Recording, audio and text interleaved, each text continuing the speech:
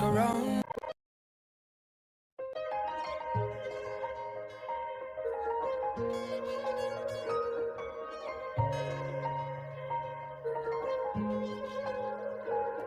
We are a peaceful people. Struggle is we struggle, and we don't look for trouble. Just ask around. But when outside faces from foreign places talk about taking over, we ain't backing down. We ain't giving up no mountains, we ain't giving up no tree, we ain't giving up no river that belongs to we. Not one blue sake, not one rice grain, not one caress, not a blade of grass. This land is all I know.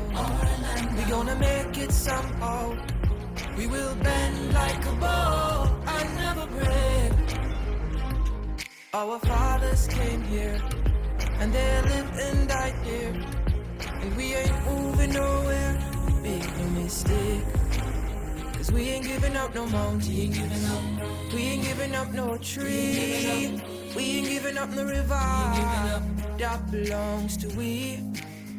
Not one blue sake, not one rice grain, not one caress, not a blade of grass. We love the open country of the Rupununi and the Essequibo, the time on it. Though we may criticize it, this is our own, we love it, and we need to keep it. We have that right. So we ain't giving up no mountain, we ain't giving up no tree, we ain't giving up no river that belongs to we. Not one blue sake, not one rice grain, not one caress, not a blade of grass. So we ain't giving up no mountains, we ain't giving up no tree, we ain't giving up no river that belongs to we. Not one blue sake, not one rice grain, not one caress, not a blade of grass.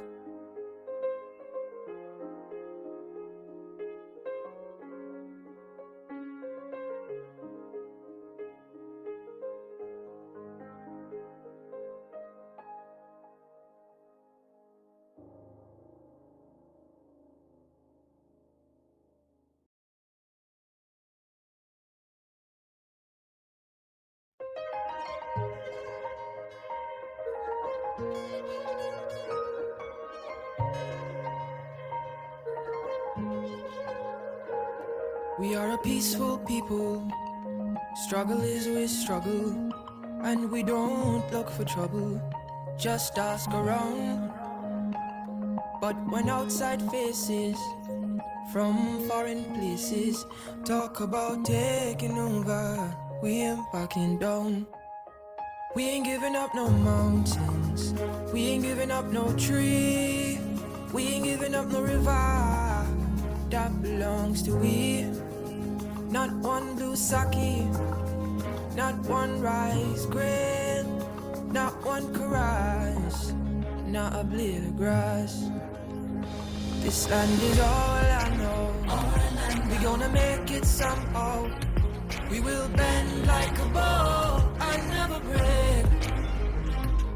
Our fathers came here and they lived and died here, and we ain't moving nowhere. Make no mistake, 'cause we ain't giving up no mountain, we ain't giving up no tree, we ain't giving up no river that belongs to we. Not one blue sake, not one rice grain, not one caress, not a blade of grass. We love the open country of the Rupununi and the Essequibo, the time on it. Though we may criticize it, this is our own, we love it, and we need to keep it. We have that right. So we ain't giving up no mountains. We ain't giving up no dreams. We ain't giving up no river that belongs to we. Not one blue sake, not one rice grain, not one caress, not a blade of grass. So we ain't giving up no mountains. We ain't giving up no tree. We ain't giving up no river that belongs to we. Not one blue sake, not one rice grain, not one caress, not a blade of grass.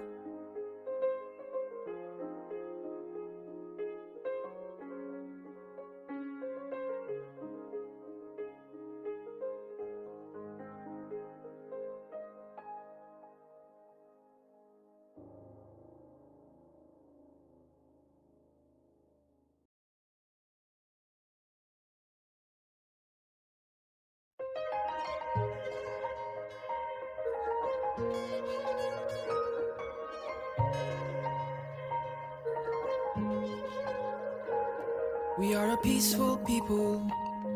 Struggle is we struggle, and we don't look for trouble. Just ask around. But when outside faces from foreign places talk about taking over, we ain't backing down. We ain't giving up no mountains. We ain't giving up no tree. We ain't giving up no river that belongs to we. Not one blue sake, not one rice grain, not one caress, not a blade of grass. This land is all I know. We gonna make it somehow. We will bend like a bow and never break. Our fathers came here, and they lived and died here, and we ain't moving nowhere. Make no mistake, 'cause we ain't giving up no mountain. We ain't giving up no tree. We ain't giving up no river that belongs to we. Not one blue sake, not one rice grain, not one caress, not a blade of grass. We love the open country of the Rupununi and the Essequibo, take time on it. Though we may criticize it, this is our own, we love it, and we need to keep it. We have that right. So we ain't giving up no mountain. We ain't giving up no dream. We ain't giving up no river that belongs to we. Not one blue sake, not one rice grain, not one caress, not a blade of grass. So we ain't giving up no mountains. We ain't giving up no tree. We ain't giving up no river that belongs to we.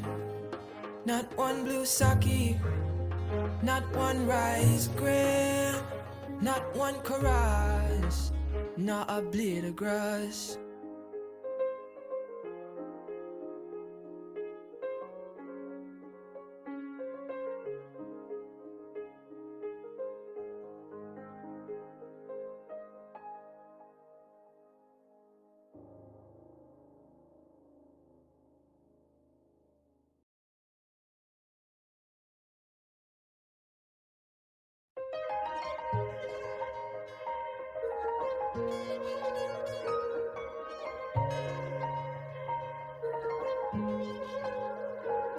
We are a peaceful people. Struggle is we struggle, and we don't look for trouble. Just ask around. But when outside faces from foreign places talk about taking over, we ain't backing down. We ain't giving up no mountains. We ain't giving up no tree. We ain't giving up no river that belongs to we. Not one blue sake, not one rice grain, not one caress, not a blade of grass. This land is all I know. We gonna make it somehow. We will bend like a bow and never break. Our fathers came here and they lived and died here, and we ain't moving nowhere. Make no mistake, 'cause we ain't giving up no mountain. We ain't giving up no tree. We ain't giving up no river that belongs to we. Not one blue sake, not one rice grain, not one rice, not a blade of grass. We love the open country of the Rupununi and the Essequibo. Take time on it, though we may criticize it. This is our own, we love it, and we need to keep it. We have that right, so we ain't giving up no mountain. We ain't giving up no tree. We ain't giving up no river that belongs to we. Not one blue sake, not one rice grain, not one rice, not a blade of grass. So we ain't giving up no mountains. We ain't giving up no tree. We ain't giving up no river that belongs to we. Not one blue sake, not one rice grain, not one rice, not a blade of grass.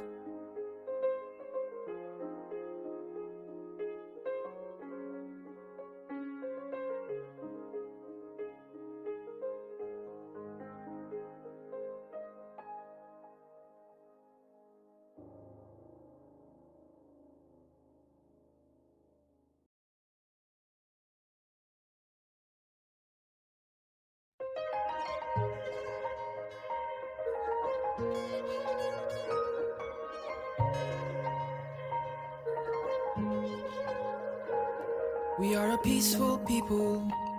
Struggle is we struggle, and we don't look for trouble. Just ask around. But when outside faces from foreign places talk about taking over, we ain't backing down. We ain't giving up no mountains. We ain't giving up no tree.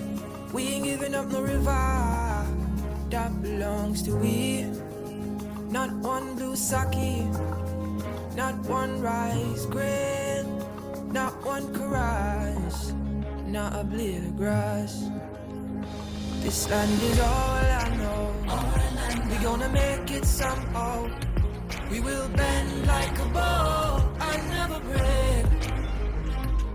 Our fathers came here and they lived and died here, and we ain't moving nowhere.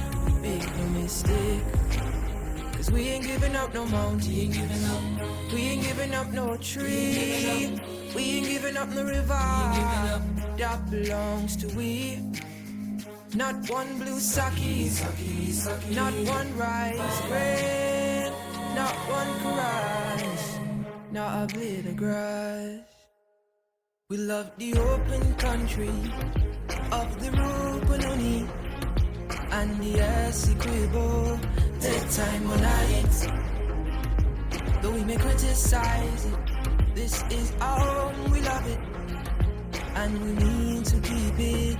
We have that right, so we ain't giving up no mountain. We ain't giving up no tree. We ain't giving up no river that belongs to we. Not one blue sake, not one rice grain, not one rice, not a blade of grass. So we ain't giving up no mountains. We ain't giving up no tree. We ain't giving up no river that belongs to we. Not one blue sake, not one rice grain, not one rice, not a blade of grass.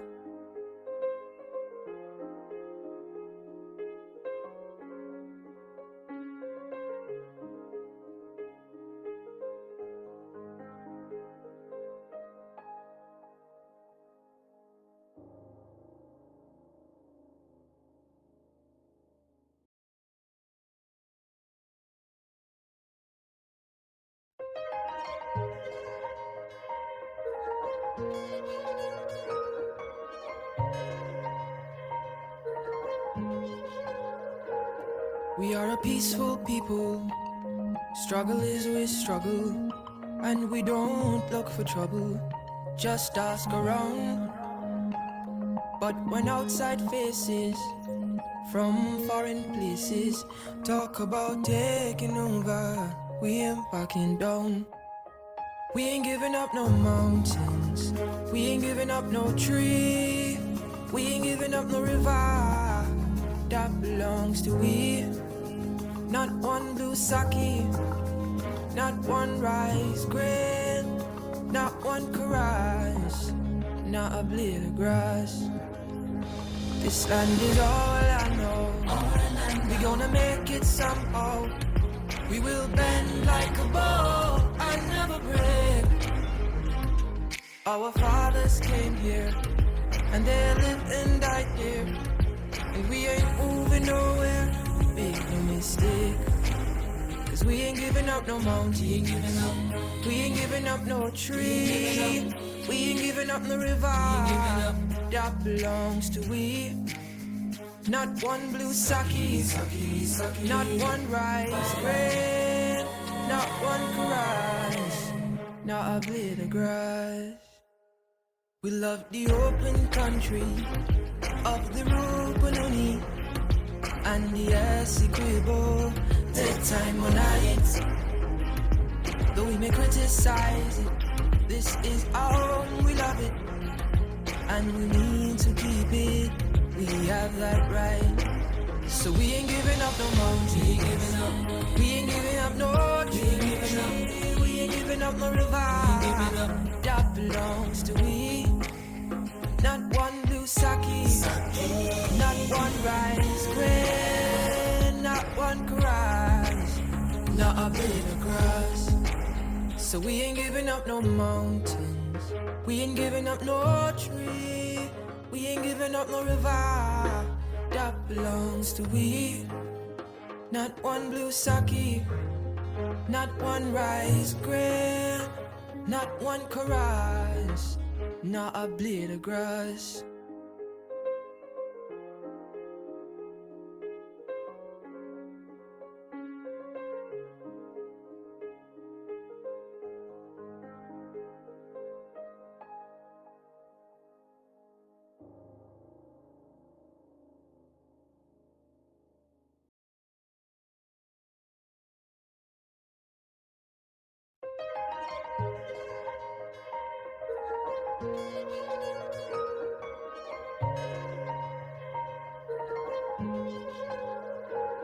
We are a peaceful people.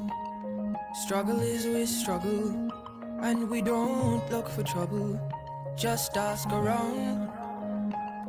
But when outside faces from foreign places talk about taking over, we ain't backing down.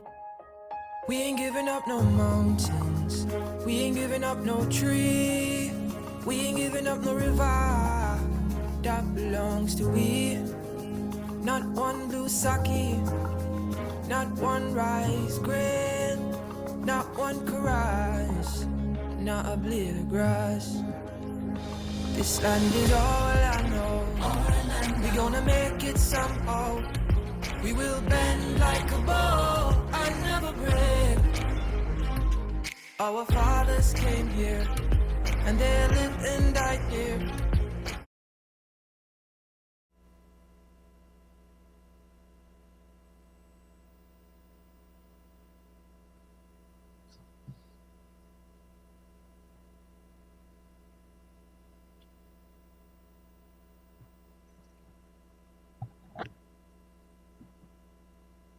Honorable members, please be seated. I must say it's a much improved attendance, punctuality. We're only 10 minutes off this time around. And let us now welcome the Honorable Minister of Public Works, the Honorable Bishop Juan Edgehill.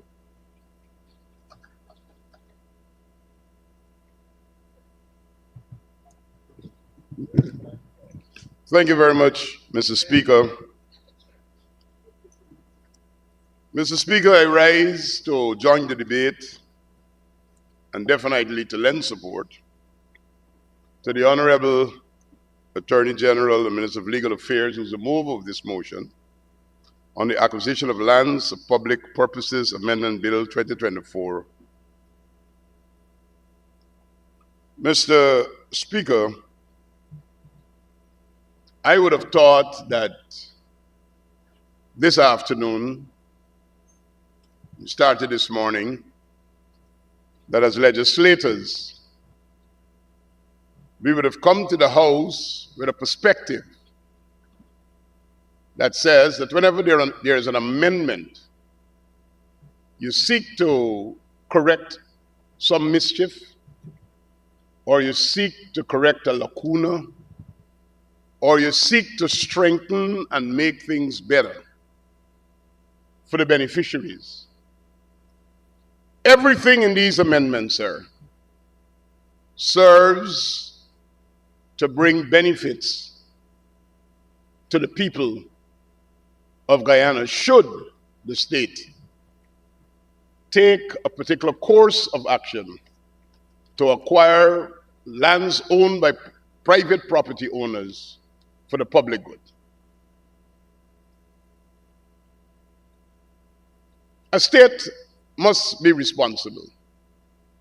And when we make laws, whether we are sitting on the government side or on the opposition side, and if Mr. Mahaipal's ambitious thinking and dreaming will become a reality, he should also be thinking that this law, he would have to operate in it if he ever gets into government. I'm not sure when that will be. So we must put a piece of legislation in place that no matter who's in government, it is workable, it is in the best interest of the people, and it is something that will not stymie or interfere with government's development. But I rather suspect that since some people have convinced themselves that getting back into power or getting back into office is something that is very distant and far and could only be done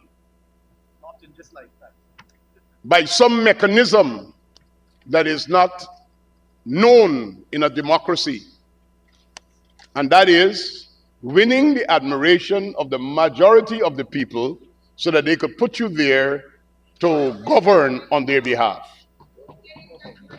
So if that is not the mechanism, then we would have all of these concerns being raised. I listened carefully to Mr. Mahaipal. He asked for two things: that the bill go to special select committee.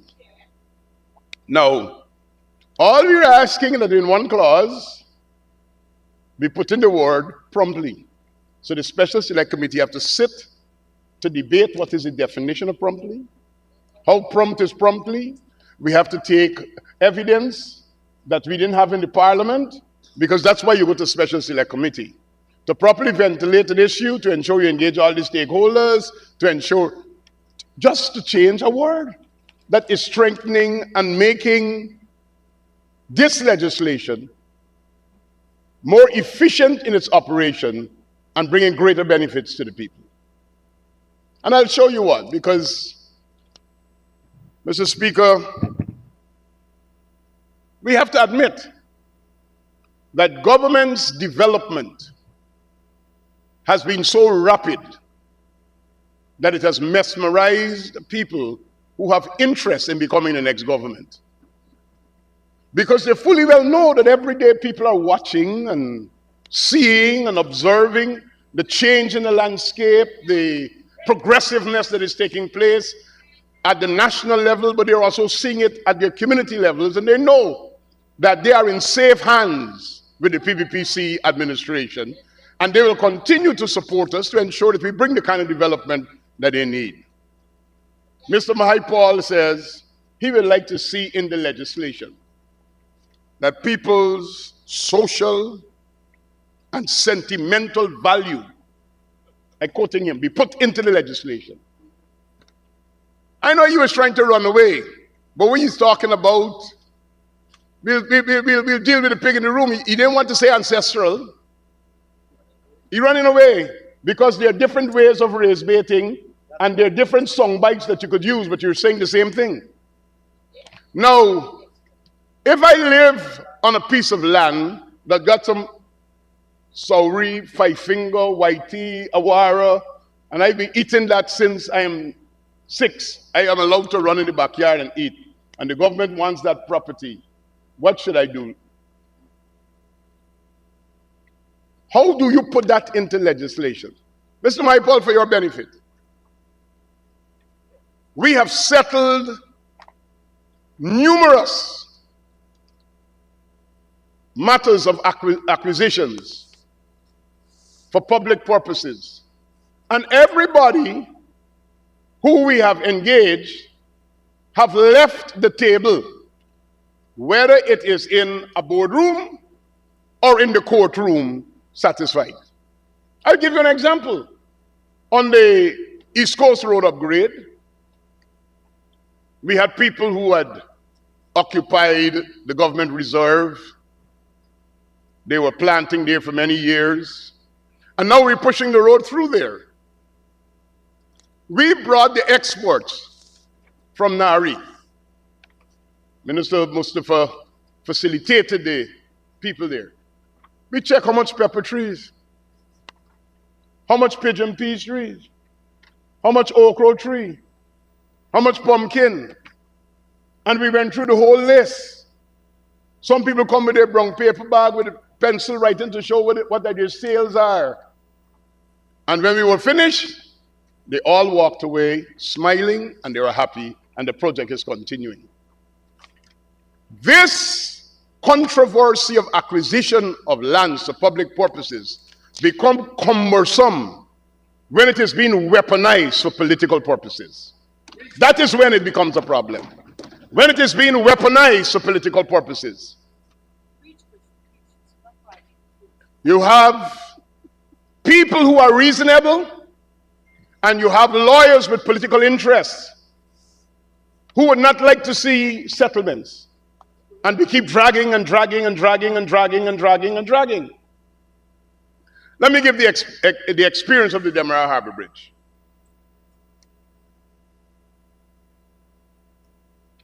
"54 properties, I think it was, when we did the surveys, the inspections, and the measurements, were in the alignment. Mr. Speaker, because we knew we had to take possession of those properties to facilitate the bridge and sections of the road to do the connection,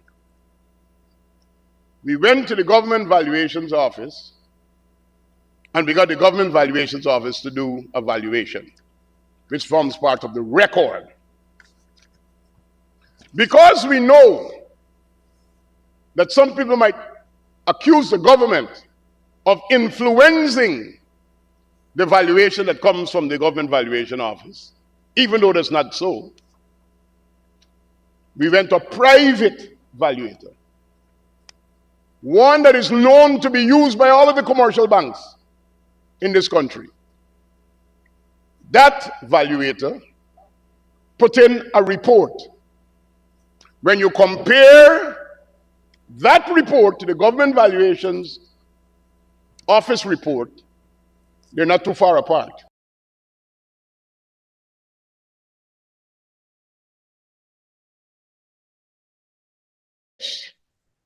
In what I will want to call weaponizing for political purposes. Another valuator was taken by those people. That member sits in this parliament. The person who gave them that valuation sits in this parliament. And in every case, the valuation was sometimes 100% and more than 100%. Which means somebody's telling the people, hold your ground, you could get money. Mr. Speaker, we could represent our policy direction, not only our policy direction, but our actual operation. Every person who lives in an area where they had to be displaced. Through the Central Housing and Planning Authority, we engage them to make sure the persons get residential land, and in some cases, residential commercial, and at least in one case where there were businesses, a commercial land. The people went and they saw their lands. Then there was a proposal based upon the valuations that are before us and all the rest of it, that a certain sum will be offered. Mr. Speaker, people's lives must be protected, and I would not want to go into calling names. But we went so far, apart from giving money to pay rent for up to 6 months, for some people to live in a rented house paid for by the state. While they settle their agreement, they get their lump sum, they get their land, so they could build their home and move over. Mr. Speaker, it went further than that. Some cases where people had to get heavy lifting equipment, the ministry provided they hire up the trucks to move the container, move the derelicts, move everything, because we're trying to bring about relief to the people of Guyana by building the new Demerara Harbor Bridge. But while we are doing that, not sacrificing or putting at a disadvantage the people who are facilitating that development, ensuring that they get all that is required. You know, Mr. Speaker, when the negotiations fail, and I would like the public to hear this, when we couldn't get agreement between our lawyers and their lawyers, the government said, let us go to a court, a place that has competence and in law has the jurisdiction. Because I'm saying one price, you are saying one price. The Attorney General is here. The public record is there. When the court decided for some persons, it was less than what the government was offering. That is the nature of the People's Progressive Party civic. Government offering people a package, acquiring their land for public good. They were told by a valuator who sits in this National Assembly that they could get a lot more money, and when the matter goes to court and the judge gives an award, it is less. You see that day after that ruling, many of the persons who were hyped, they started coming in to start settling because they realized that this is not something that could stand. Just yesterday, Mr. Chairman, Mr. Speaker, we spent 2 hours in the National Assembly. In the court. The Honorable Member, Mr. Roysdale Ford, from the opposition, and I know he's speaking on this bill. The Attorney General. Mr. Speaker, the Honorable Minister of Public Works and the Attorney General before him spoke of a sitting member of this House who was involved in the transactions and in some cases putting... The Assistant Deputy Speaker said, what is the point of order? I am suggesting that the member be named for this House. Honorable Minister, I don't recognize the point of order. Continue, please. But for the avoidance of doubt, it is my learned friend, the former Minister of Public Infrastructure, and now member of the opposition, the Honorable David Patterson. So, in case any member of the opposition would like to be excused from the public thinking it's them, we have solved the problem. Because I think that is the problem. Mr. Speaker, and yesterday morning, we sorted out 6 matters. And this law, if what we are doing here now with this amendment was in law, we would have never been at the court and the matters would have been resolved. Because basically, in the areas where the people did not agree with the government's offer, the parties agreed to a sum that will be paid to the homeowner, the property owner, until the court makes its final determination. But you know what would have happened if we didn't go that route, Mr. Speaker? The people of Guyana must know the Demerara Harbor Bridge would have been held up and could not have been built, because if the matter is weaponized and people are not moving, and we have from one court hearing to the next court hearing, and we end up at the CCJ, the people will continue to suffer 2 hours in the morning, 2 hours in the afternoon, because some political activist sees an opportunity of how they could stymie government development and possibly think that they could tell the people, oh, they didn't deliver, and that's why you must take them out. That is the problem here. So, what was the agreement? We pay a specific agreed amount. The court will continue its process if it takes a year, and I hope it is not that long. Whenever the judge rules, if government have to pay more, we pay more. If they have to repairs, they have to repairs. But in this case, in this instance, or I should say in these cases, the people were even refusing their own valuation because somebody is telling them that they could get more.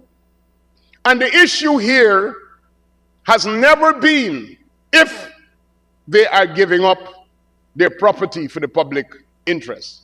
That has never been the issue. Everybody agreed, supported the program.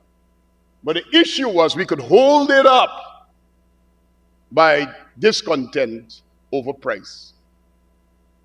This amendment permanently settles that environment and gives a clear architecture, a clear framework in law by way of this amendment.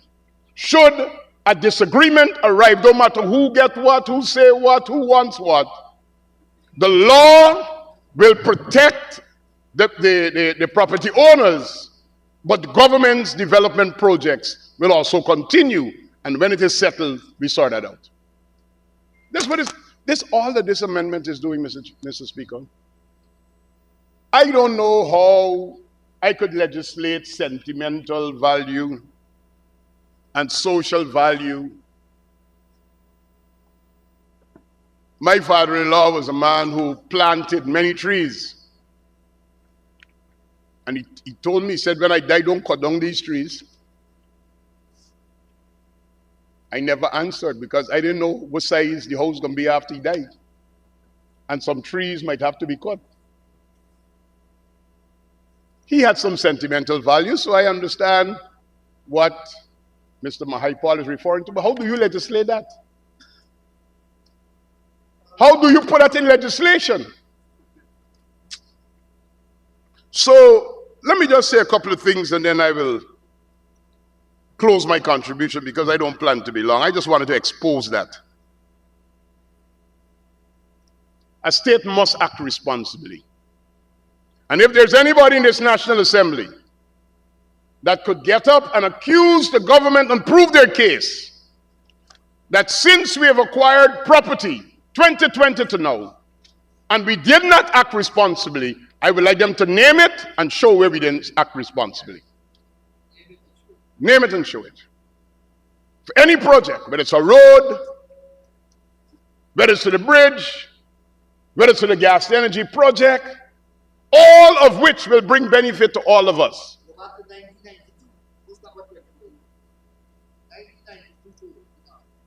So if anyone could bring a charge against the PPPC government now and before in dealing with these matters, make the charge and it will be answered here today in the National Assembly. But we should not allow ourselves to just be tra-la-la-la-la-la-la-la going on and on and on and on and on to settle matters. You know, I have good faith in the people of Guyana.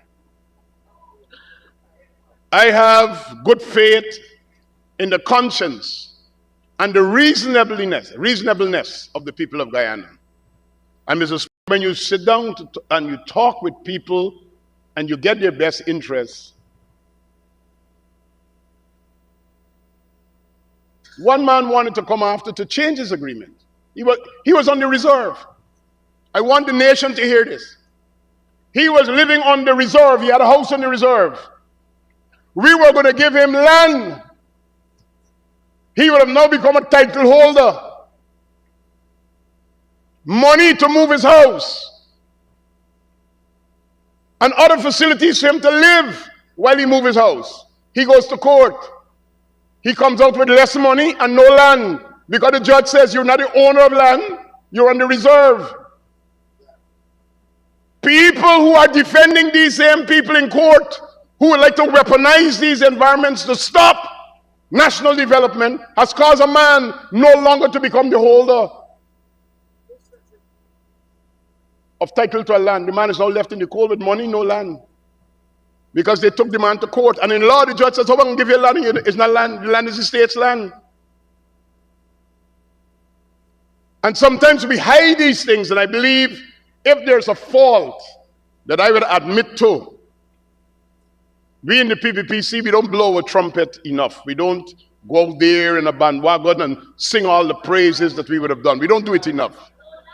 We need to do some more of that so that people will know and understand.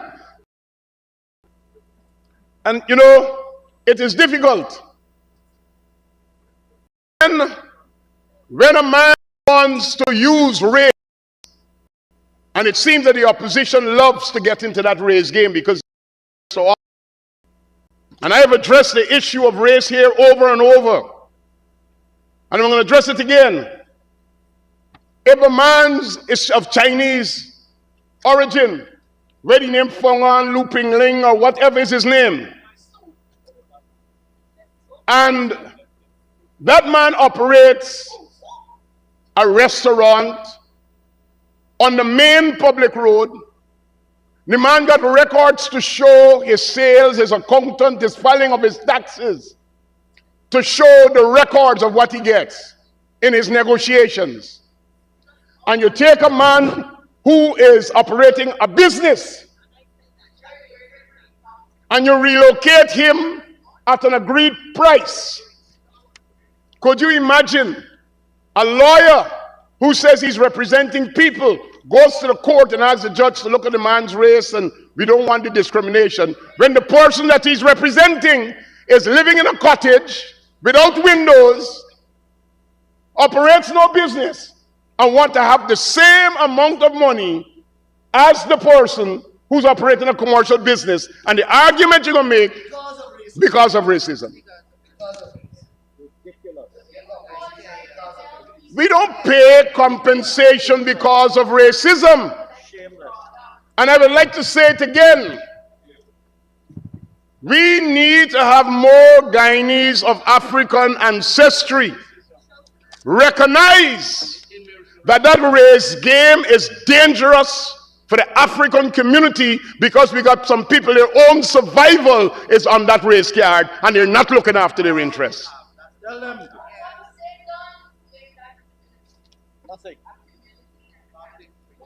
Mr.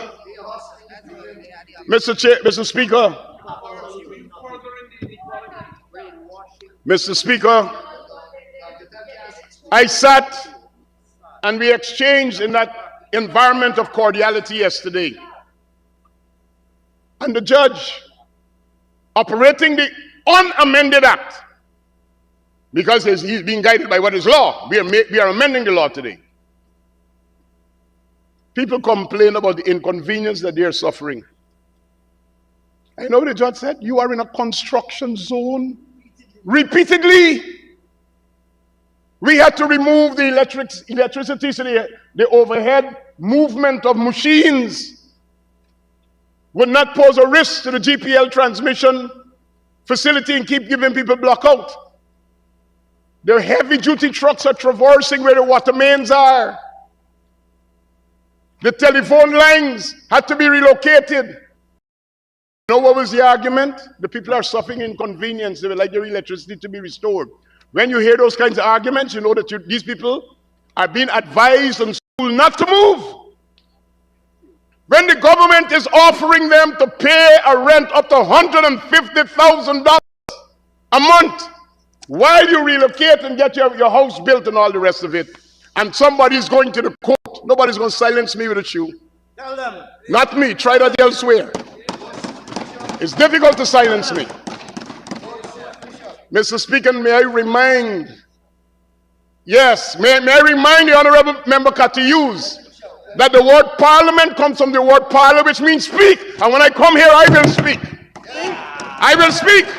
I will not be silenced by any person who has a false sense of superiority, believing that they are better than others in this society. I will not be silenced by you. Honorable Minister, I just want to say the only person who can silence you here is me. Yes, whenever the truth comes out, whenever the people of Guyana hears the truth, the opposition says you are shouting. Well, today I'm going to shout it from the parliament chambers. The opposition is not representing the interests of Afro-Guyanese. They're putting them at risk.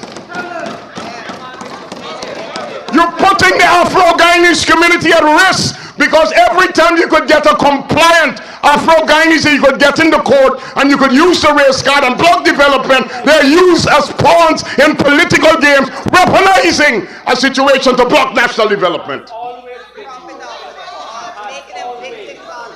This amendment this afternoon gives a judge, someone in a competent court who has the jurisdiction to follow the law and ensure that people's lives are not put at risk.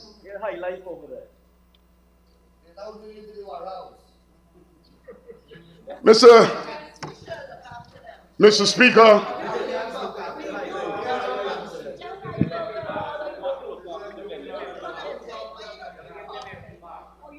people's lives must be considered before personal and partisan interests.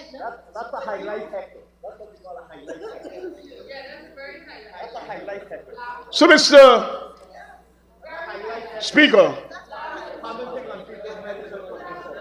let me debunk this call for a special select committee by saying to Mr. Mahaipal and all the other speakers, the honorable member who will come behind me, if you have an amendment, put it on the floor today and we could deal with it, because this is a matter of national importance. We can make the amendments today.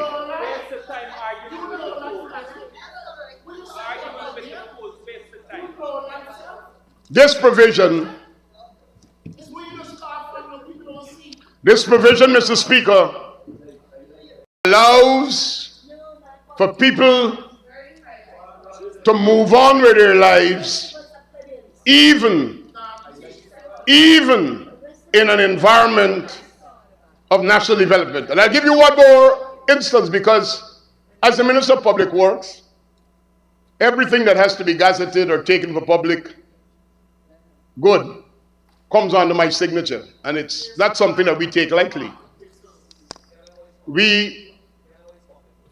Public good is going to benefit everybody, not just one person, or to spite somebody, or to shake down somebody politically by using this to take away their property and or shake down. You know, we have people who follow social media, and some people actually believe that social media will guide their success to some political empire that they're assuming. I went to the Providence area, like we've been doing, engaging. As we are in Providence, you need an extension, Honorable Minister. Mr. Speaker, I'm pleased to ask Your Honor to allow Bishop Minister.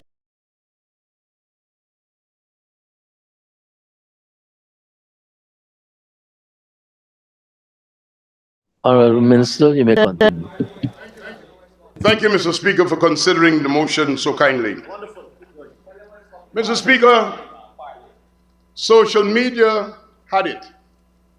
Bishop Edgell is bullying people out of their land. Bullying. Oh, the comments. Oh, let's get in the ring. And the person who I was bullying, when they go to the court, don't have any kagaj. They don't even own the property. Kagaj. Could you imagine that somebody who ridicules a representative of the state who's trying to put him in a better place, when it's time for the court for us to say, let us sit down and talk, who getting this money, how the compensation going, they have no paperwork, no legal right or legal access. And when we went ahead, Mr. Speaker, to make decisions, two other siblings showed up and said, no, don't deal with that one. On there, Mr. Speaker, they were advised, fight the government, you'll get more. And when it's time for the money to be paid, because nobody could get it until they get themselves organized. And yesterday we consented in court, where there's a similar matter. A young man who's representing other family members, respectfully so, Senior Counsel Royal Ford asked for some consideration, and we agreed. The reasonableness of the Attorney General and the Minister of Public Works. He has no legal paper.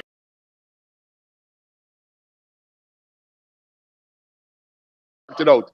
We even made sums available to him while we put the rest of the money in court so that they could be removed.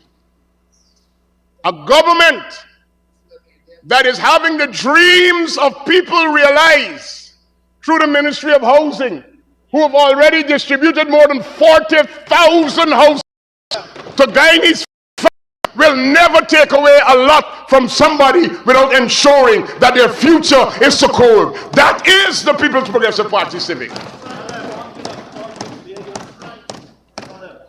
So, let me just say this.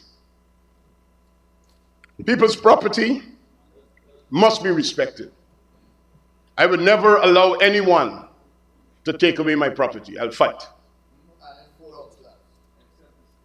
If the state wants to have my property or anybody's property, we have already amended the law under the previous PPPC administration to put in fair compensation, market value. You know what we're doing now? Paying you promptly. And we are going to select committee to discuss promptly. We've committed to the court. And we could do the research. Every time an agreement was set up, within 48 to 72 hours, the check was paid to them. And we even had to help people 2-3 weeks after to move after they would have agreed to 2 weeks. Mr. Speaker, people's welfare must be considered, and I don't even know if not some of the lawyers know what I'm going to say here now. We got possession of a particular place in that same zone. We showed up with a truck, Madam Gail Teixeira, to help the family to move their stuff to the place that we rented for them. One lady who obviously has some mental challenges behaved a certain way. The state didn't take the attitude, you got to move. We sent away our truck. We called the husband, found out from him what we could do to help the situation. The man explained what was going on. We worked with them socially and sentimentally, patiently. Then we remove them. The man starts to take off his roof and his windows. The female returned to the house without roofs and windows. And there again, we didn't take the excavator and push down the house. We patiently understood that if people are having mental challenges, there's a particular way you need to deal with that. And I would like you to compare to who sent dogs to run off their own party supporters in Sophia. You want me to go there? And Mr. Prime Minister, Mr. Speaker, we waited until we could have gotten an environment where the person who was sick and troubled was able to move, and then we took down the house. What am I trying to tell you? The state, at no time, while seeking to advance public projects for the public good, disrespects people's individual rights, their own peculiar circumstances, and we are always sensitive to the fact that ownership is something that people value. And while we're getting them to be displaced and replaced, a process of understanding, accommodation, and dialogue must at all times be in place. My friend, the minister responsible for the CHNPA probably will speak about his experiences, what he would have gone through in another acquisition. We publish in the newspapers everything we would have done. But people keep whispering, hold tight, hold tight. Now the highway is built, and the same people who are telling them hold tight, they're on the highways. They're driving the same highways and benefiting from the reduced travel time and greater accessibility. So, Mr. Speaker, without not wanting to detain you or this National Assembly, this is a simple piece of legislation to improve the legal architecture to ensure the rights of our citizens are protected, to ensure it's a rules-based environment, and that this kind of an activity could never be weaponized politically to fight a government, whether this government or any other government, but that national development continues to take place. And with these words, I say, sir, I support my colleague, and I ask that today this bill be passed, that we'll continue to move forward with our national development agenda. God bless you. Thank you very much, Honorable Minister. Now for the Honorable Member, Mr. Vincent Henry.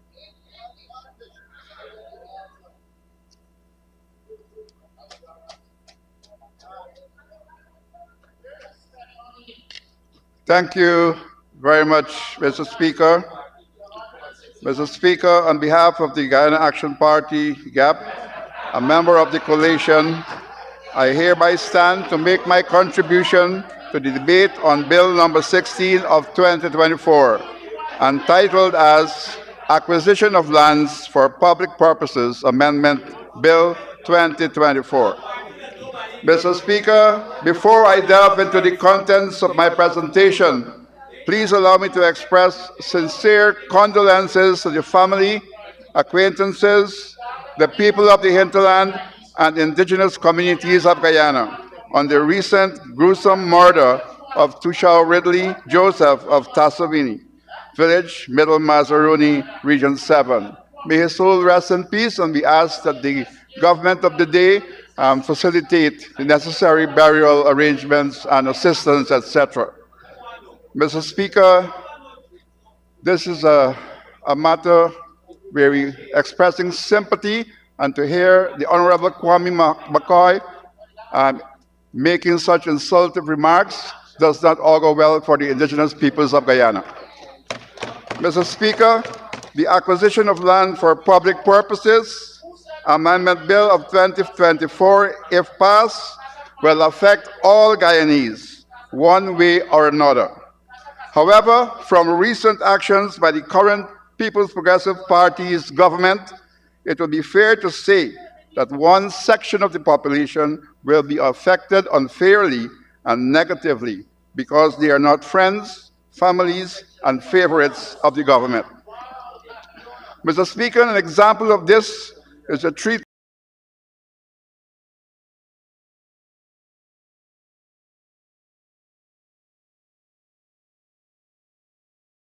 party. Notably, Mr. Speaker, lands owned by any Guyanese, will be under serious threat because absolute power will be placed into the hands of the minister. Mr. Speaker, the minister will declare in his own judgment that one's land is needed for public purposes, and he will also decide the amount of compensation that will be given to the affected Guyanese land and house owners. Mr. Speaker, this amendment before us will allow the minister, who is a political activist, to become a one-man band that decides whose land should be targeted for acquisition and becomes the sole evaluator to decide the amount of compensation that will be paid to the affected person. Mr. Speaker, of course, the whole of Guyana knows that the man in the engine room, the final judge and jury, will be the ultimate decision maker. And all of Guyana knows the duplicity practiced by this individual. Mr. Speaker, this Amendment 16 of 2024 is a recipe for the continued entrenchment of the policy of one Guyana, in which there is no equity or fair play. Further, Mr. Speaker, from all indications, the move to fast-track the bill through Parliament is a knee-jerk response by the PPP to Guyanese citizens who are exercising their rights to appeal to the judiciary for justice. It is a move by the PPP's government to avoid fair play by paying some affected persons who are in the path of the construction of the new Demerara Harbor Bridge acceptable compensations, but targeting others who are mainly of another ethnicity to pay them unacceptable amounts as compensation. Unfortunately for Guyana, this is the modus operandi of the PPP's government. One can only imagine the injustices that will be done if this amendment is allowed to become the law by a minister who sees only one side of Guyana whenever any decision is to be made. Mr. Speaker, this bill has its genesis in the Constitution of Guyana, that has in Article 1442, entitled Protection from the Privation of Property. Mr. Speaker, this article states in Section 1, and I quote, "No property of any description shall be compulsorily acquired except by or under the authority of a written law. And where provisions applying to the taking of possessions or acquisitions is made by a law requiring the prompt payment of adequate compensation." Nothing wrong with that. That is agreeable. Mr. Speaker, one can now see why the PPP's government is before Parliament today to use its very slim majority, a slim majority that is bolstered up by one seat that is being occupied by an unauthorized person who sits as a member of Parliament, to push down the throats of Guyanese a law to weaken the protection of Guyanese citizens.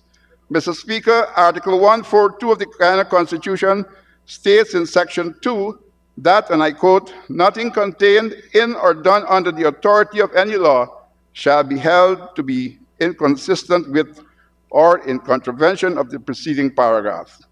B, to the extent that the law in question makes provision for the taking of possession or acquisition of property of Amerindians of Guyana for the purpose of its care, protection, and management, or any right, etc. Mr. Speaker, this Article 142, Section 2 of the Guyana Constitution firstly endorses Section 1 of the said article, which states, and I repeat, "No property of any description shall be compulsorily acquired except by or under the authority of a written law, where provisions applying to the taking of possession or acquisition is made by a law requiring the prompt payment of adequate compensation." Mr. Speaker, on behalf of the indigenous peoples of Guyana, known as the Amerindians, who found Christopher Columbus when he got lost on his way to the East Indies, I reject the part of Article 142, Section 2 of the Constitution of Guyana that opens the door for indigenous or Amerindian lands to be compulsorily acquired by any written law without the free, prior, informed consent of the affected indigenous peoples of Guyana. We were told that worldwide there is the law where government states can be able to take or get control of lands owned by any person in the country. But we are saying that in terms of the first peoples of Guyana, you must first have free, prior, informed consent. And I will speak more to that later on.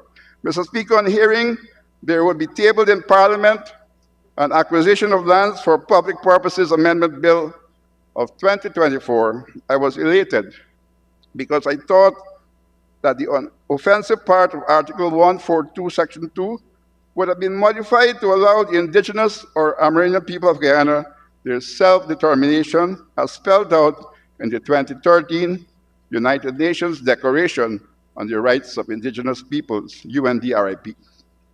Mr. Speaker, Article 8, 2B of the UNDRIP states that states shall provide effective mechanism for prevention of and redress for any action which has the aim or effect of dispossessing indigenous peoples of their lands, territories, or resources. This comes from UNDRIP.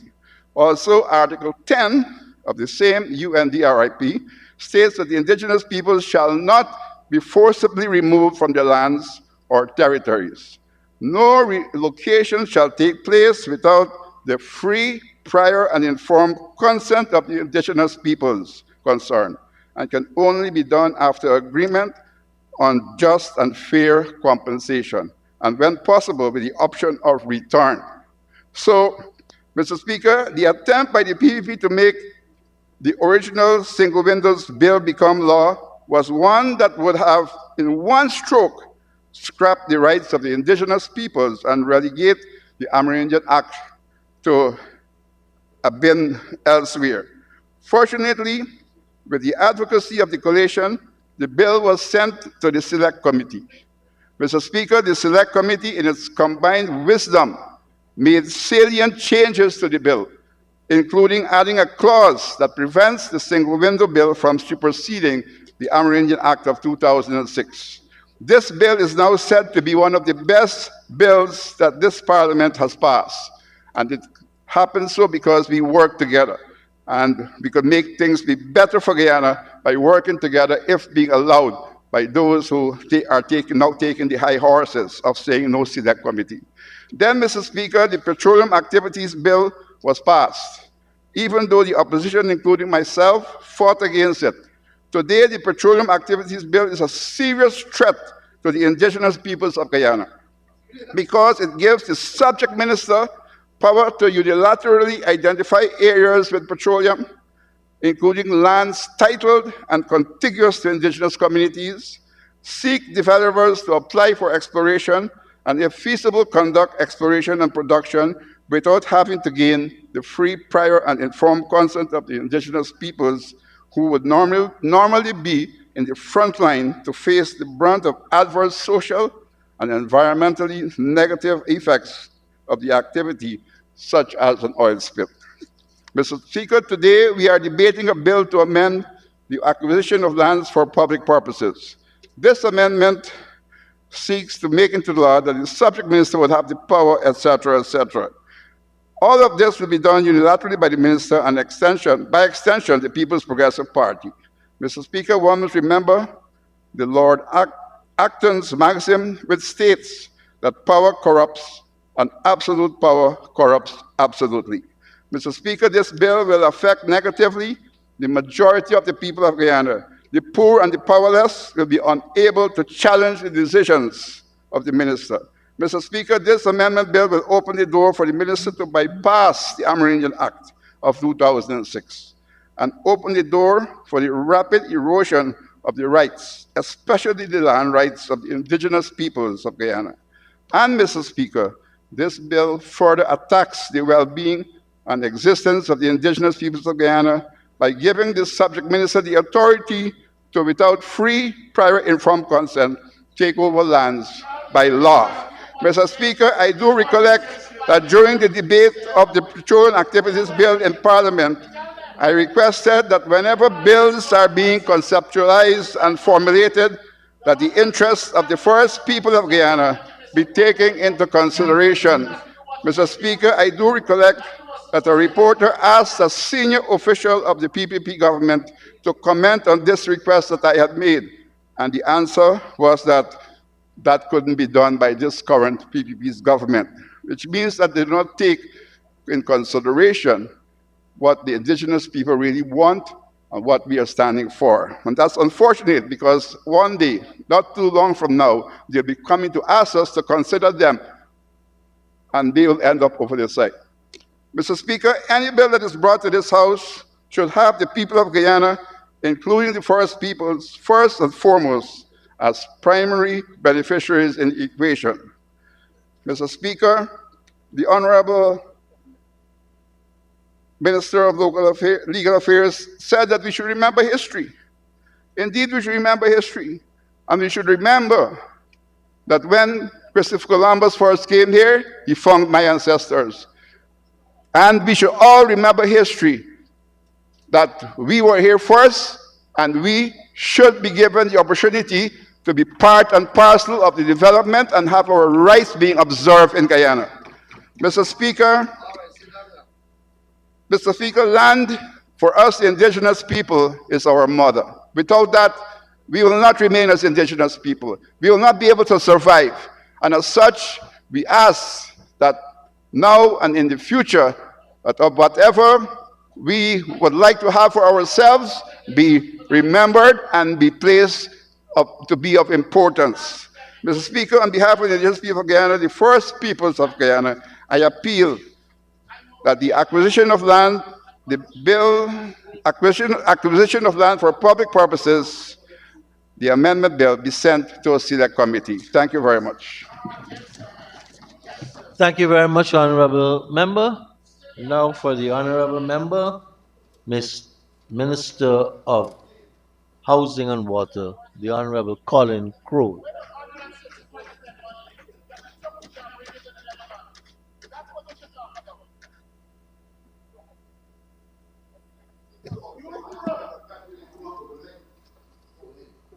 Thank you very much, Mr. Speaker.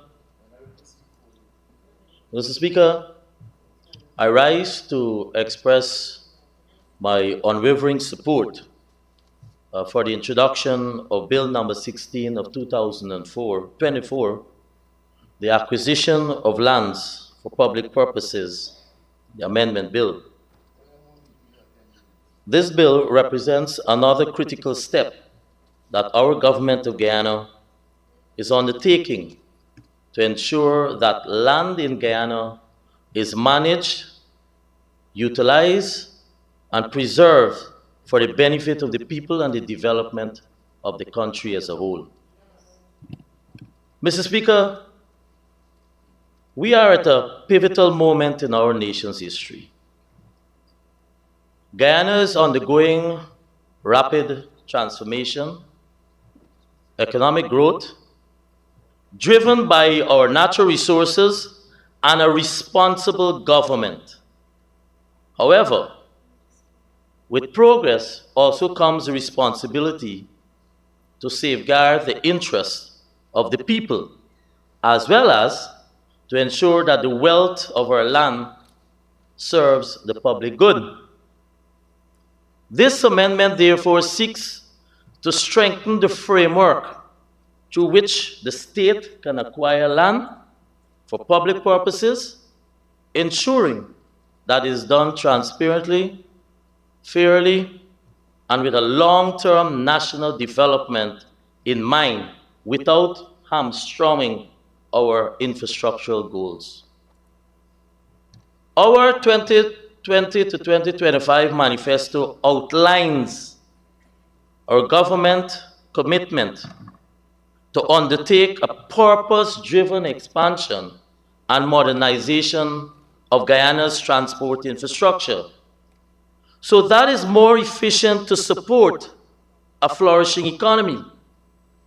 The expansion, therefore, Mr. Speaker, has taken center stage through our government's strategic macro development plan, which was brought back to the table for implementation after our government resumed office in 2020. Most notably, this plan comprise several transformative infrastructure projects conceived by the People's Progressive Party Civic Administration. And for example, I can outline that is being administered through my ministry. So for example, you have the Mandela Avenue to Eccles 4-lane highway, which we commissioned in 2022. The Heroes Highway, which was commissioned in 2023. The Crane to Schoonard 4-lane highway, which was commissioned June this year. The main bypass 4-lane highway and the connectors from Great Diamond to Craig, which is currently being constructed to 10.3 billion and scheduled for completion within the first quarter of 2025. In totality, these projects have resulted in the construction of more than 24 kilometers of 4-lane highways with long-term objective of improving the traffic flow throughout residential communities, commercial areas, and industrial areas within Regions 3 and 4. Notwithstanding this, Mr. Speaker, we have also seen many other immediate benefits, such as creation of jobs, reducing traffic congestion, improving the safety for road access for existing and developing communities along those corridors, improving the accessibility for Guyanese who are seeking to establish housing and businesses in the new lands which we have opened for residential, commercial, industrial, adjacent to those highways. These highways act as a catalyst for the creation of new housing schemes as well as new commercial zones. It also enhanced the value of properties along this stretch. The success of these infrastructure goals has given life to the initiation of similar projects, and for the future, our government is fully committed to the further development of our road networks. In this regard, through our ministry, we are equally committed to the implementation of the government's transformative agenda to keep Guyana on the upward trajectory of rapid progress.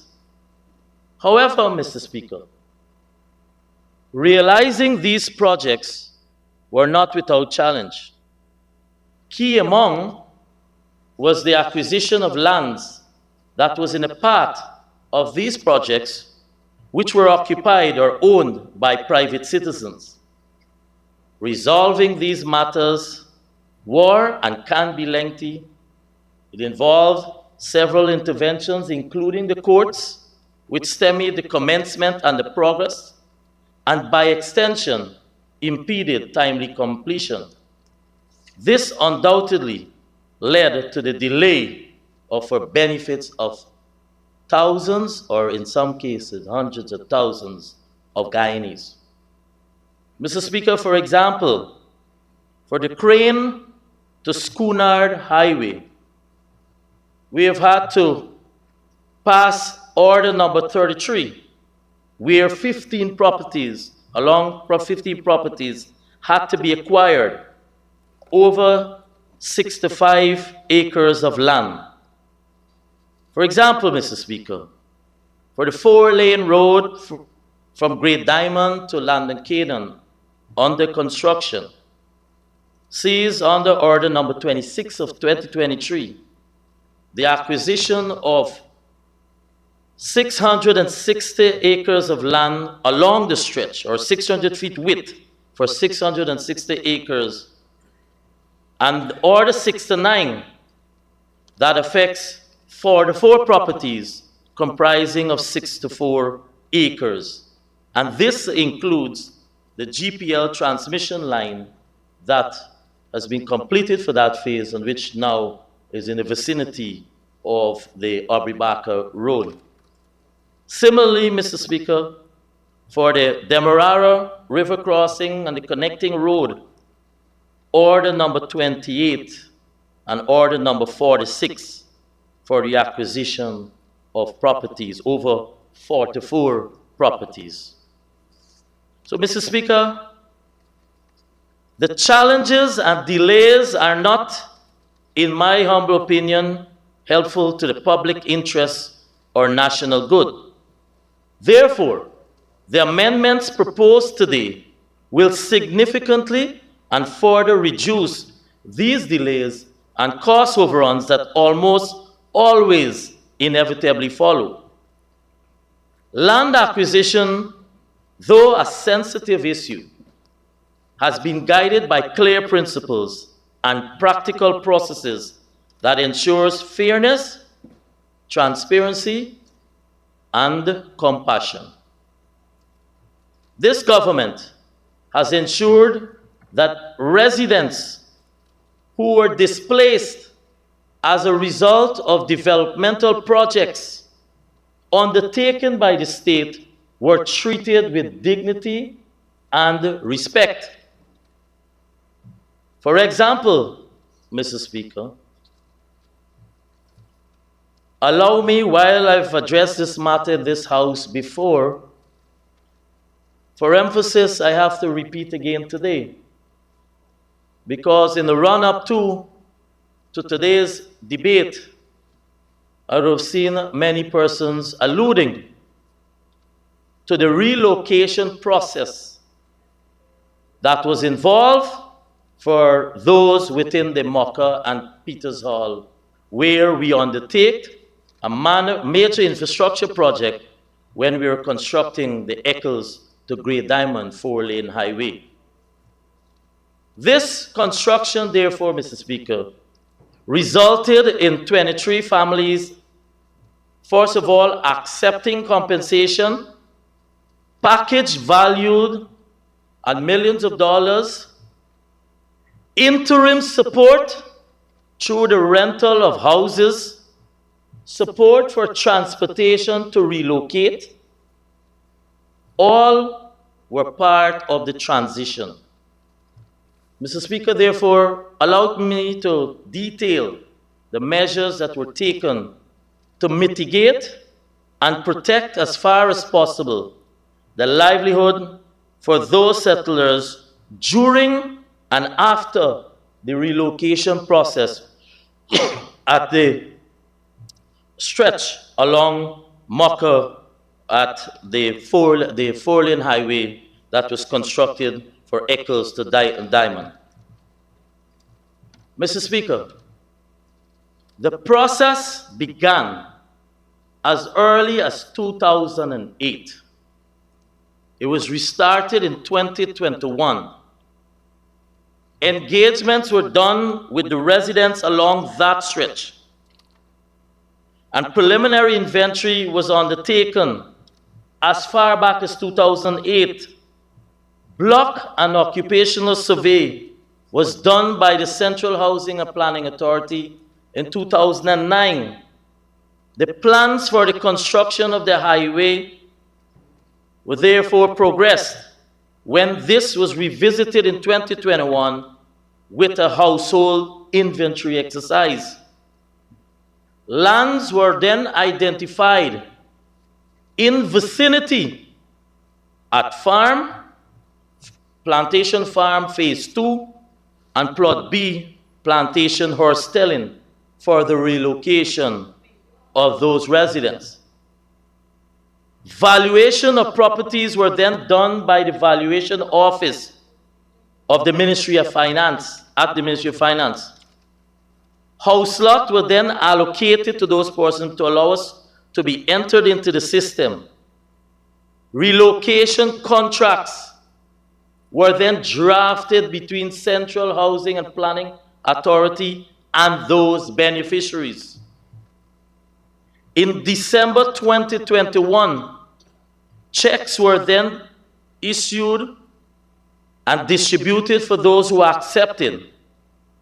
Agreements were signed which covered the cost for building, the valuation, and displacement costs, including rental for interim housing for those who accepted to move immediately. At 2021, the lottees who signed agreements went through a process for their land identification, and many of them commenced construction in January of 2022. Following this, Mr. Speaker, they were then registered, signed for titles, which now therefore ensured that they will have ownership for the relocated area for which they would have never received a title at the location within the Mocha Reserve. And those titles were processed free of cost. Financial compensation was issued to those settlers for their structures. Valuation of crops were done by NARI, and following which compensation was provided based on the valuation. Additionally, assistance was provided in labor and even other materials for beneficiaries to complete their houses. Although they were compensated to build their house, new house, they were then given additional support. Mr. Speaker, this information I just provided is factual, and it is important that it is be known, because very often members of this House on the other side twist information that is available to them to suit their agendas, and very often this turns out to be disruptive to the development of our country. The persons who did not accept were the persons who were encouraged by including one member on the other side. And so the time became, Mr. Speaker, because as I said, in this portion of land, it was a reserve, did not have ownership for those land. Nevertheless, the government, this PPPC government, treated everyone and provided the equal opportunity, as we always do in any relocation process, and went beyond the call for compensation and have provided every possible avenue. Hence, it became at a point when we could not wait any longer, because the few that had remained, as I said, was encouraged to continue to stay on the land. We adopted a systematic and practical approach to ensure that households were engaged, informed, compensated, and adequately housed during any relocation process. Mr. Speaker, the relocation of those families from the Cane View, Mocha to Horstelling, East Bank, Demerara corridor further demonstrates this government's commitment to ensuring that we preserve the quality of life of relocated residents. Due to the diligent work of this government and those residents who would have successfully accepted were integrated into their new environment. Mr. Speaker, today, in the Horstelling and in that farm area, it stands as a shining example of harmonious relocation, where residents not only coexist, but also embrace their new neighbors. This success story underscores that relocation, when done with compassion and strategic planning, benefits all stakeholders involved. Mr. Speaker, our government ensured that, and I am repeating this for emphasis, ensure that families relocated receive compensation beyond market value, while also access to amenities, which includes utilities and a proper sanitation. Mr. Speaker, I want to also use the opportunity. Minister Edgell would have spoken about the relocation that was required for those persons who live along the Peters Hall area and CARICOM schemes for which the bridge path is necessary.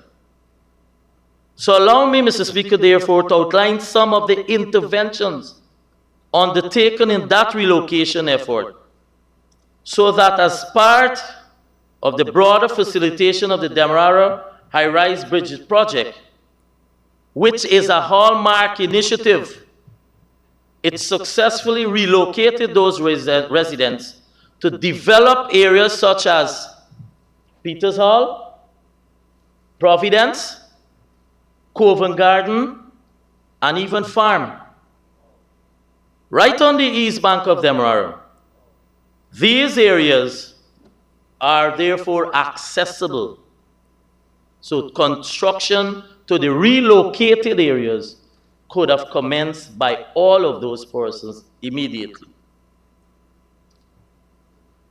The government ensured, let me repeat, the government ensured that all those residents affected who had to move were compensated adequately and not disenfranchised. This, Mr. Speaker, reflects, and the approach reflects our broader goal of advancing national development without neglecting the individual welfare. Quickly, let me outline the timeline on some of the interventions that were done. The interventions include, in this effort, reflects that the structured and sustained efforts made by this government to process both in a transparent and equitable way. They were supported through continuous engagement, infrastructure upgrade, adequate compensation. In 2022, March, an initial engagement were done with those residents, including a preliminary inventory exercise. By July 2022, valuation requests for the buildings and the lots identified for acquisition were submitted by the Valuation Office. And then may I remind you on what Minister Edgell referred to or added, where after that process, private valuators were sought. And then it became political, because wearing both hats, a political and private. You had another valuation that was done at 3 times the value. The Honorable Member Patterson.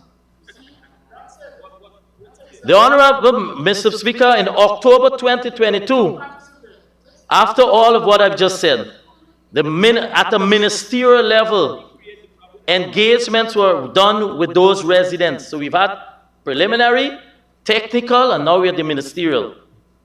In January, further discussion on the valuation was done, January 2023, next year, with those residents. Another engagement at the ministerial level took place at February 2023. At March, having gone through and identified where possible relocated areas, then the acceptance started for the relocation to the areas that I mentioned, Peters Hall, Covent Garden Farm, etc. By September 2023, along with the Attorney General Chambers and the Ministry of Public Works, another engagement at the ministerial level was done. And we continue to have, at that time, follow-ups to address concerns that came up by those residents. So, Mr. Speaker, in October 2023, the AG chambers recognizing that we're still at a delay process simply because, as I said, persons were encouraged not to engage or further accept. The AG chambers then took a further step by assigning lawyers to individually now to speak to each one of those affected persons. And so by this year and now, we have completed all, by yesterday I should say, we have now completed all that the processes that were involved, including the legal process for those who challenge in court. So for now, as at this point, this relocation process is now closed at a government of Guyana level, where we are completed even from the challenge that was done in the court. This bill, Mr. Speaker, therefore, is not merely about the acquisition of land for public purposes.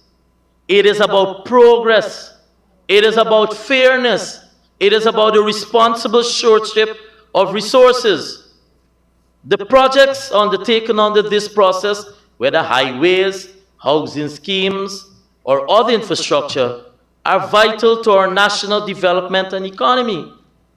Mr. Speaker, the amendment will provide a more streamlined process for acquiring lands essentially for public infrastructure projects, whether roads, for bridges, schools, even hospitals.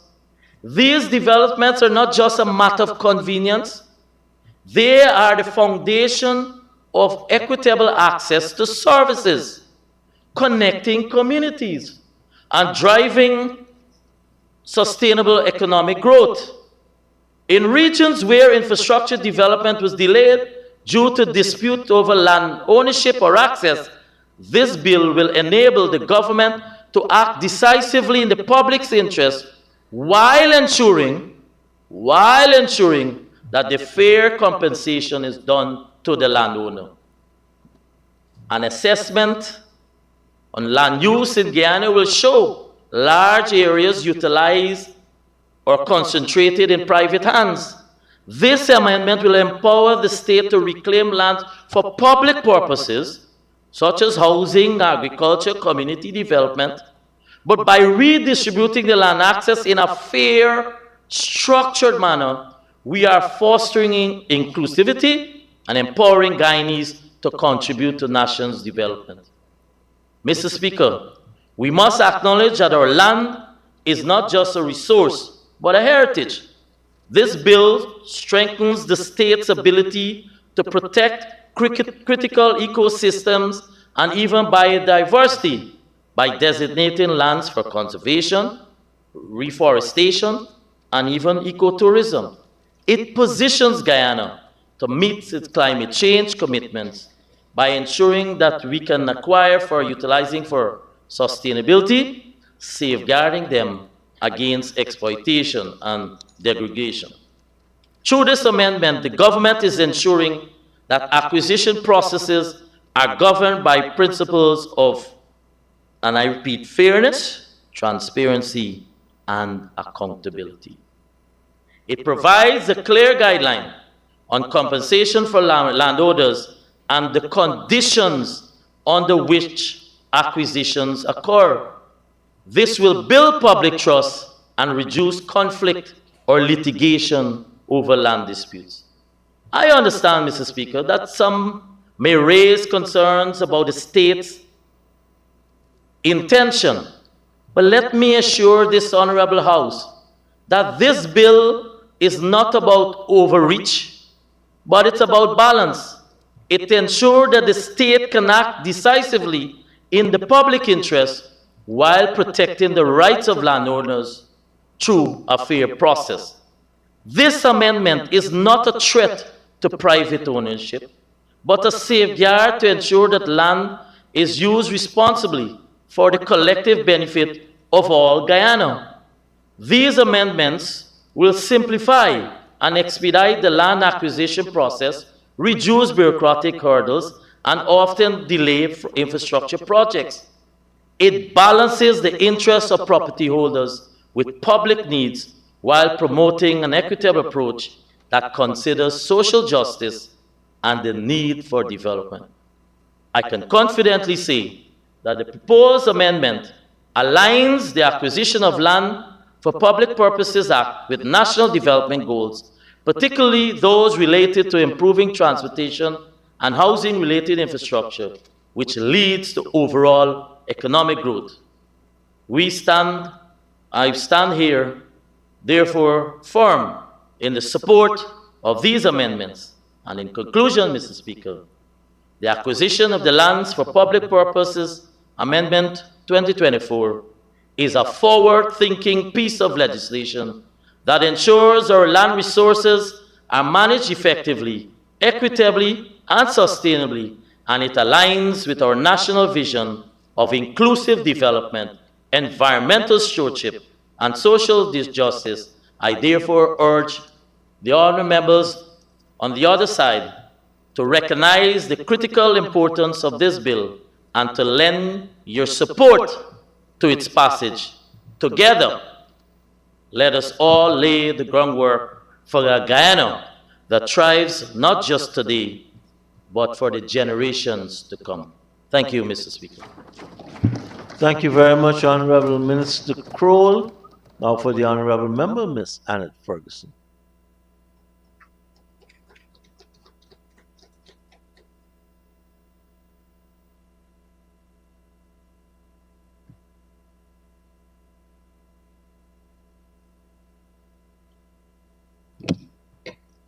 Mr. Speaker, a pleasant afternoon, and may I join you and other colleagues in extending my deepest sympathy to the young Indigenous brother Ridley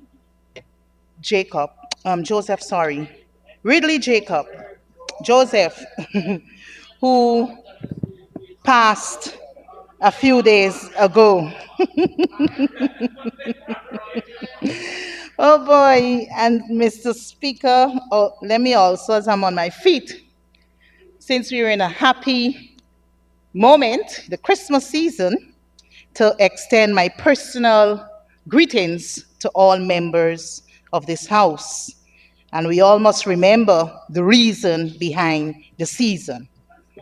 With that being said, Mr. Speaker, I thank you very much for giving me the opportunity to make my contribution on the Acquisition of Lands for Public Purposes Amendment Bill, Bill number 16 of 2024.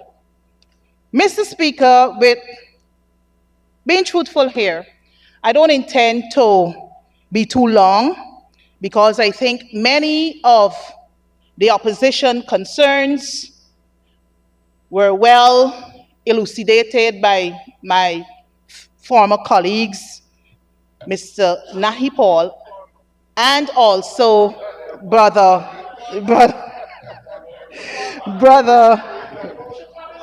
Henry. When I said former, Mr. Speaker, you understand what I'm speaking about. I'm speaking about former speakers who came before me. So, Mr. Speaker, I must admit also, when this bill was laid in the National Assembly, my first impression is that, one, why now? And secondly, that's my first impression. Why now, Mr. Speaker? And also, why is it that the government did not hold public consultations to ensure that what we're experiencing out there currently, with the many voices being, you know very well, the concerns that members of the public have, Mr. Speaker, with regards to these amendments. I guess if the Honorable Attorney General and his other colleagues, Mr. McCoy, if they had done their work to ensure that the public is well informed, just as they have shared here earlier today, I don't think we would have had the public outcry that we're faced with today, because people are of the belief, Guyanese are of the belief, that their lands, whether ancestral lands or privately owned lands, are under threat by this government. Mr.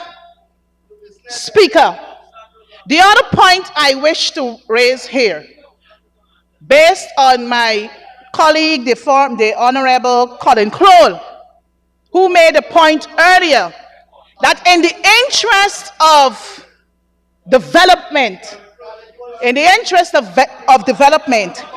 they had to access the lands running parallel to where the Mandela and Eccles and continuation from the Hero Highways to Great Diamond. Again, Mr. Speaker, we recognized and observed how the residents of Caneview were treated. Mr. Speaker, the question I have for the Honorable Attorney General, why is it that the land acquisition bill, was not brought to the National Assembly in 2023? Why only in 2024? Mr. Speaker, as I said before, when this bill was laid in the National Assembly, I realized what the government was up to. You would recall, Mr. Speaker, that where this People's Progressive Party Civic is now constructing the new Demerara Harbor Bridge, that was never the intended project site to construct such a model infrastructure.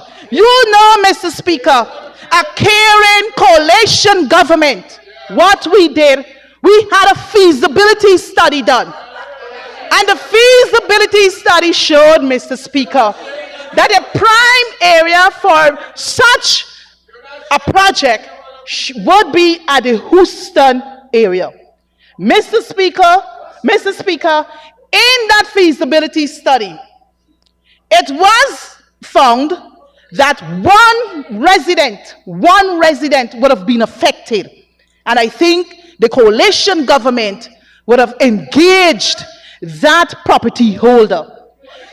Fast track to 2020, Mr. Speaker. When they came to power, they promised Guyanese that, well, look, they're going to construct this bridge by 2024. Well, we're now hearing that the project is now going to run into 2025. What they failed to do, Mr. Speaker, is a feasibility study which would have determined how many residents in that prospect, Peters Hall area, would have been affected, Mr. Speaker. Mr. Speaker, I am aware that the private owners, they're not averse of moving, or they're not against national projects, Mr. Speaker. What they're against, Mr. Speaker, is the government approach. It's the government approach, the bullyism that was used to force people off their lands. Yes, Mr. Speaker, we heard about eminent domain. We heard about, the title. Many of the lands are government owned, and it's only owned by a private person once they have title, lease, or transport. But Mr. Speaker, we on this side of the House knew exactly what was happening to the residents of Peters Hall, because they reached out to us, Mr. Speaker, and they said to us, look, we have no difficulty in moving, But what the government would have done, moved in on them and said to them that because of the construction of this bridge, they have to move. Mr. Speaker, one resident, I recall one resident, Mr. Speaker, that resident hadn't a copy of his transport. And when I engaged that resident, I was able to acquire a copy of his transport. Mr. Speaker, on the 27th of this month, on the 27th of last month, I visited with that resident. And I heard his cry. But I believe, Mr. Speaker, if the agencies, whether the Ministry of Human Services, which should be a ministry with love and compassion, they should have been working closely with the ministries of public infrastructure and also the housing and water ministry. Because, Mr. Speaker, you would recall that, as Honorable Member Ganesh Mahipal rightfully put, land is sentimental. Land has value, Mr. Speaker. But then again, when persons are attached to their lands, I believe if the government has to acquire these lands, things could have been done in a more mature way. We know that you have to relocate. We know that the children will be disturbed. That very resident said to me, they have been living on that land since 1975. And in the 49th year, I am now forced to give up my land. And, Mr. Speaker, the Ministry of Human Services and Social Security, we have so many social workers in this country, but the social workers were not able to work with the families so that at least their minds are prepared when it comes to them having to relocate. So, Mr. Speaker, I trust that with this new amendment, Mr. Speaker, I am hoping that the government will see the wisdom in what played out in Peters Hall, Mr. Speaker. And in future, for future development, we will not see a repeat of what occurred in Peters Hall and in Caneview. The other issue in the initial amendments, Mr. Speaker, had to do with adequate compensation. The first, just before that meeting yesterday, that was another concern to me, because how I read the bill, Mr. Speaker, the amendment, is that the Minister of Legal Affairs will determine what is adequate compensation. So therefore, Mr. Speaker, a private citizen would not have had the benefit of seeking other valuations from other competent valuators. So, Mr. Speaker, yesterday that was clarified, and I think many of the points that we raised, that too was addressed, and the Honorable Attorney General said that those things were going to be amended. So I am happy to see that there is an amendment to the initial amendment, which will address the concerns of the opposition. Mr. Speaker, the reason why we are calling for this bill to go to a special select committee,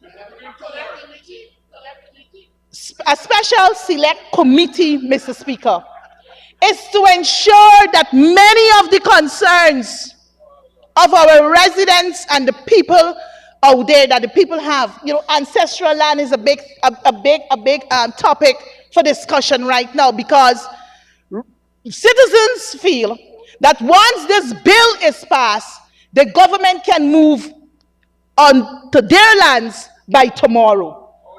Now, once this bill was taken to a special select committee, Mr. Speaker, I believe that all the people who have concerns out there, they come before the committee and make their proposals known so that we can have, even if we miss something as lawmakers here, the recommendations, their proposals can be taken into consideration.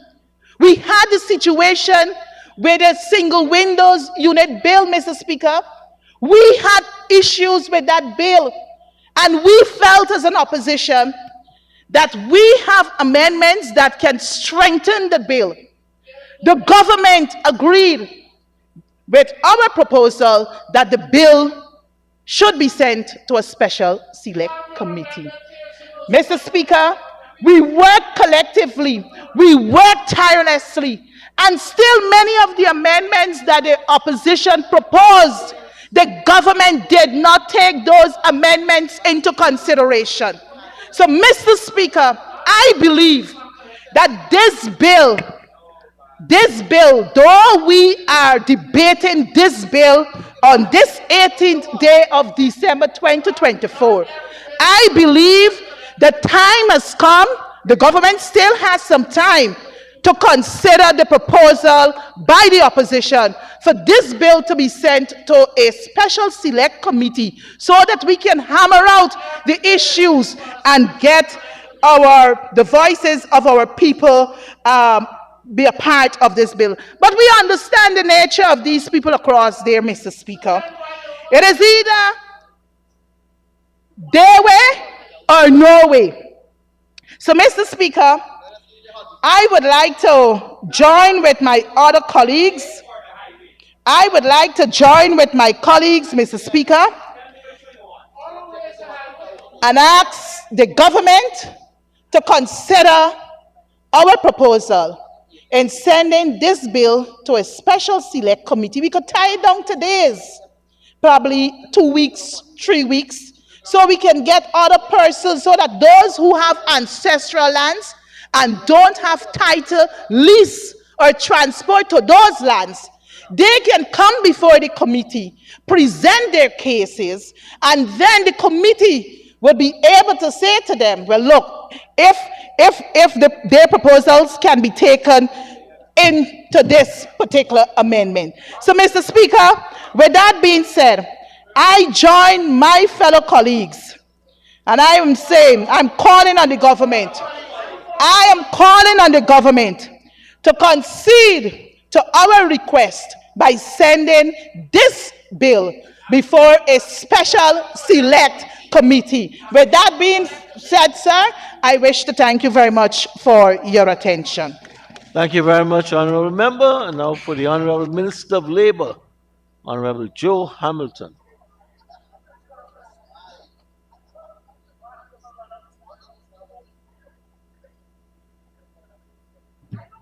Thank you very much, Mr. Speaker. Mr. Speaker, the public listening to this debate and what is being said by the members on the opposite side, they would believe that the acquisition of lands for public purpose act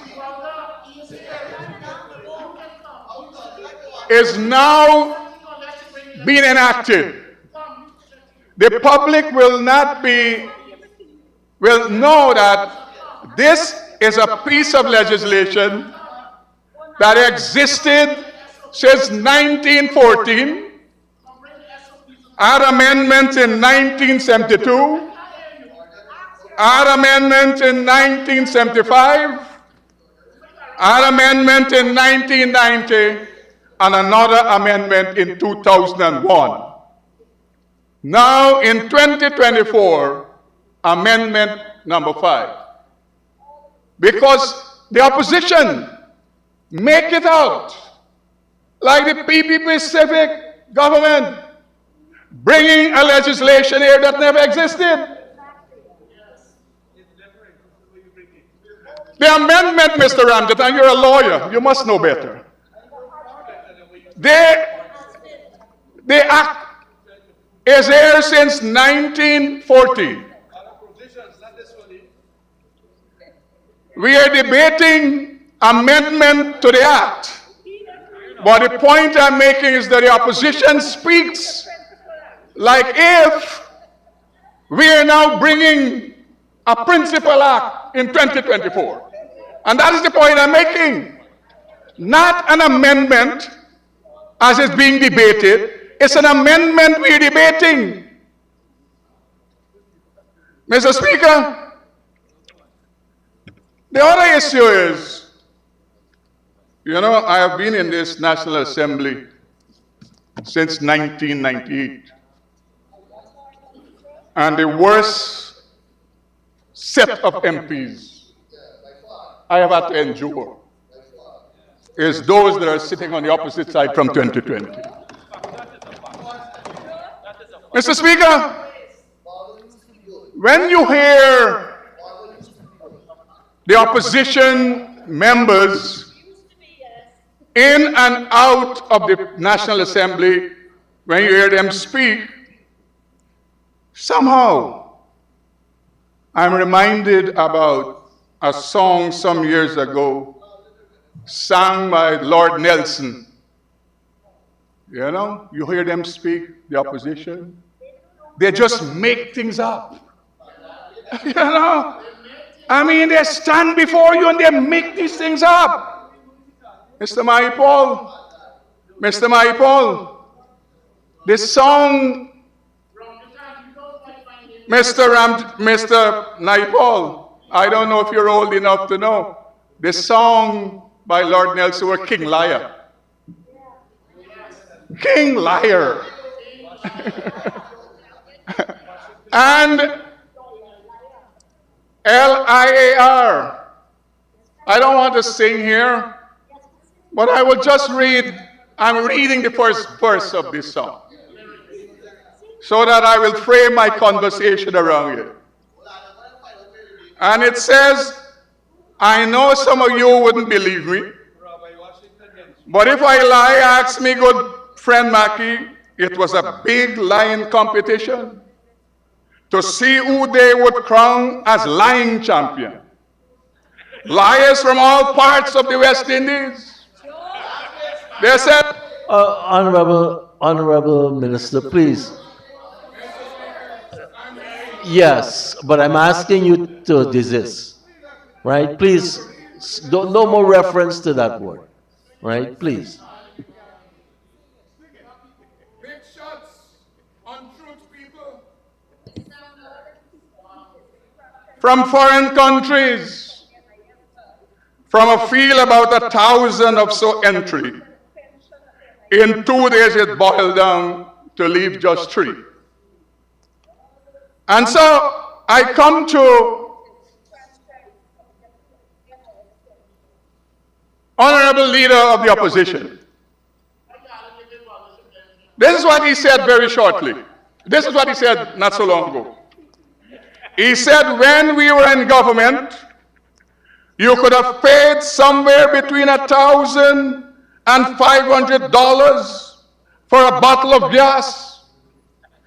It's now like 5,000. You see why I remember Lord Nelson?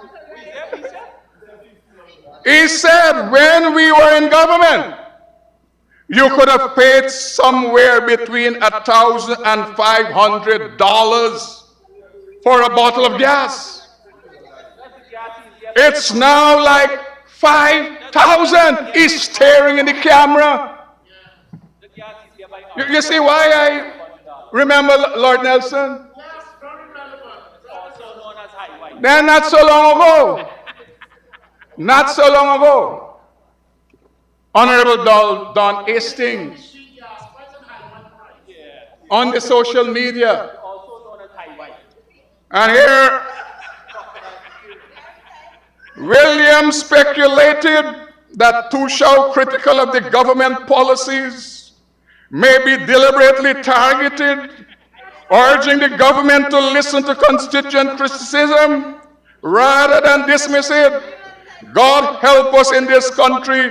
It seems now like Tushaws are being targeted, especially those who speak out against the policies of the government. You see why I have to remember Lord Nelson?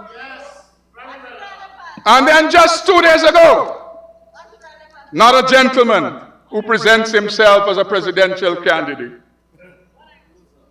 He said 50 Warao persons were encouraged by a high-ranking government. Oh, Nigel uses indigenous? I'm learning something. By a high-ranking government official to travel to Georgetown to get government assistance. They pooled their resources, traveled to Georgetown, only to be left stranded on Church Street. We are providing support and are currently working to accommodate them. There are about 5 untruths in this couple paragraph. So, you hear, since this debate started, it's fabrication after fabrication.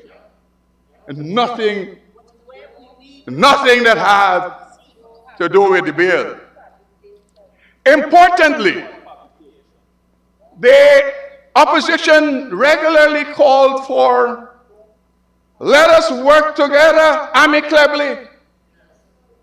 But how do you trust people who 24 hours ago sit down with the Attorney General and sit down with Minister Teixeira and paid attention to this amendment and agreed what must come to this National Assembly? And 24 hours after, they come to this same National Assembly and pretend that that meeting did not happen yesterday. And then you ask us, pretend, because suddenly,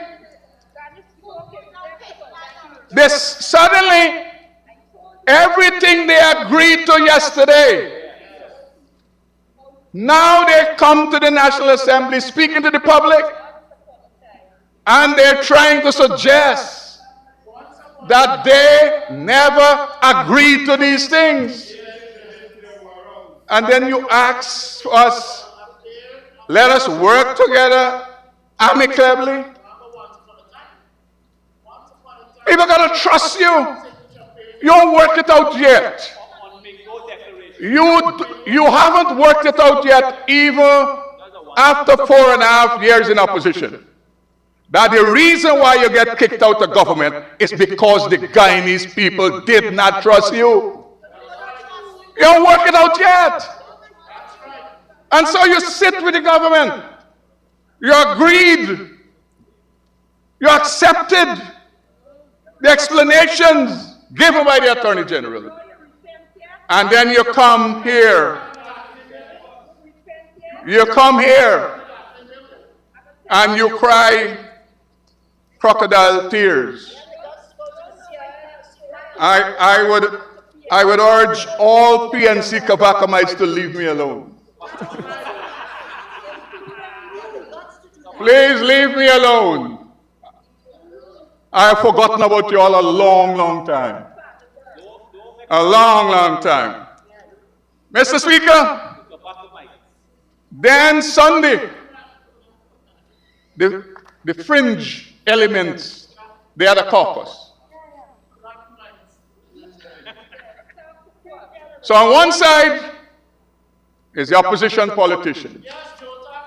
On the other side, the fringe elements. Fringe elements. Sunday they had a caucus. And when you listen to what they're saying, it's like in the bill, Mr. AG, is written that you would take away ancestral land, African land. That is what they basically said. Nothing of that sort. Oh, they never said that? The program was about that.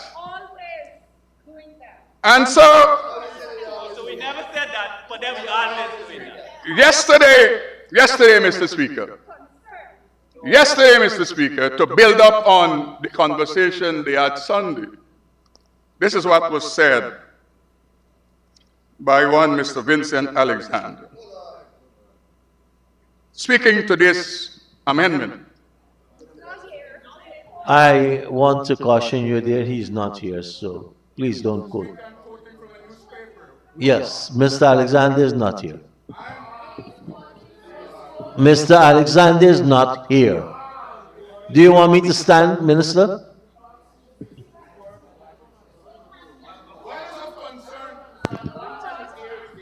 A new room report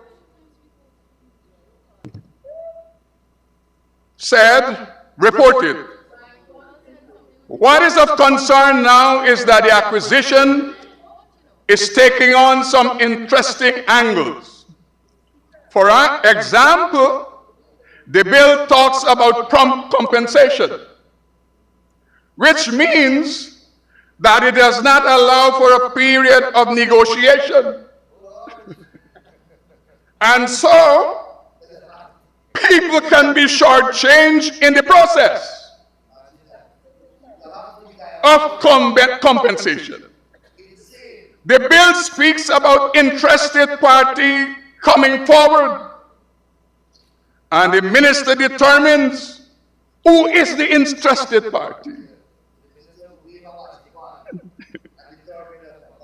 Went on to say, so people who have squatted, people who have sought to get prescriptive title can come forward when an attempt is made to acquire, and they can be treated as if they are the owners, suggesting that this thing got no process, when even the judiciary is a participant in it. And speaking to people, saying things like this. And then another gentleman. Meanwhile, in a press conference today, the General Secretary of the Guyana Trade Union Congress called for the bill to be shelved and allow for nationwide consultation. He said, in its current form, the bill has serious implications for ancestral lands. Mr. Speaker, and then they went on to say that the David Granger administration Land Commission of Inquiry had set out to do just that. However, the initiative was aborted by the ruling party. 5 years in government.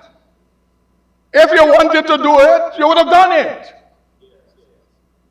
You spent 5 years and boxes time. 5 months. If you wanted, and today is a significant day for the people over there. Today is the 18th of December. I really don't drink, but I take a shot downstairs, Mr. Speaker. Today is a significant day. So, 5 years, they were in government. And they have all this concern now. And then the GTUC, General Secretary went on to say that the GTUC sees this bill as a move by the government to legitimize land grabbing. I mean, you see why I think about Lord Nelson all the time? When you listen to these people. Then members come to the House and they say, let us take this bill, these two amendments to this Special Select Committee.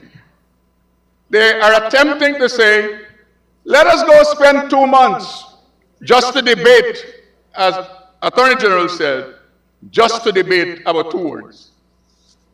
That is what, that is what this bill, they're saying, must go to Select Committee for. Yesterday, they had the opportunity. They agreed. And the opposition, they come today and they speak to the public like if they were not party to the discussion that happened yesterday. I'm told that everything is scuttled. I'm told that everything is scuttled because 2 persons demanded that they were not. Yes, so that's it. So, Mr. Speaker,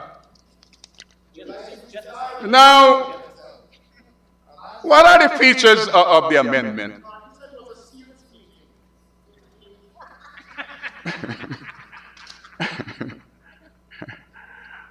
The features of the amendment is, as the AG said, adding a couple of words. That is a feature of the amendment. The other important thing is that when you listen to the opposition speaks, they give the impression like if the acquisition of lands for public purposes is a legislation invented by the People's Progressive Party Civic. Well, Mr. Speaker, if you go to the sophisticated countries, developed countries, the AG went to the CARICOM countries, he went to the Caribbean. I'm trying to go further afield. In Australia, they have a Land Acquisition Act that was enacted in 1989.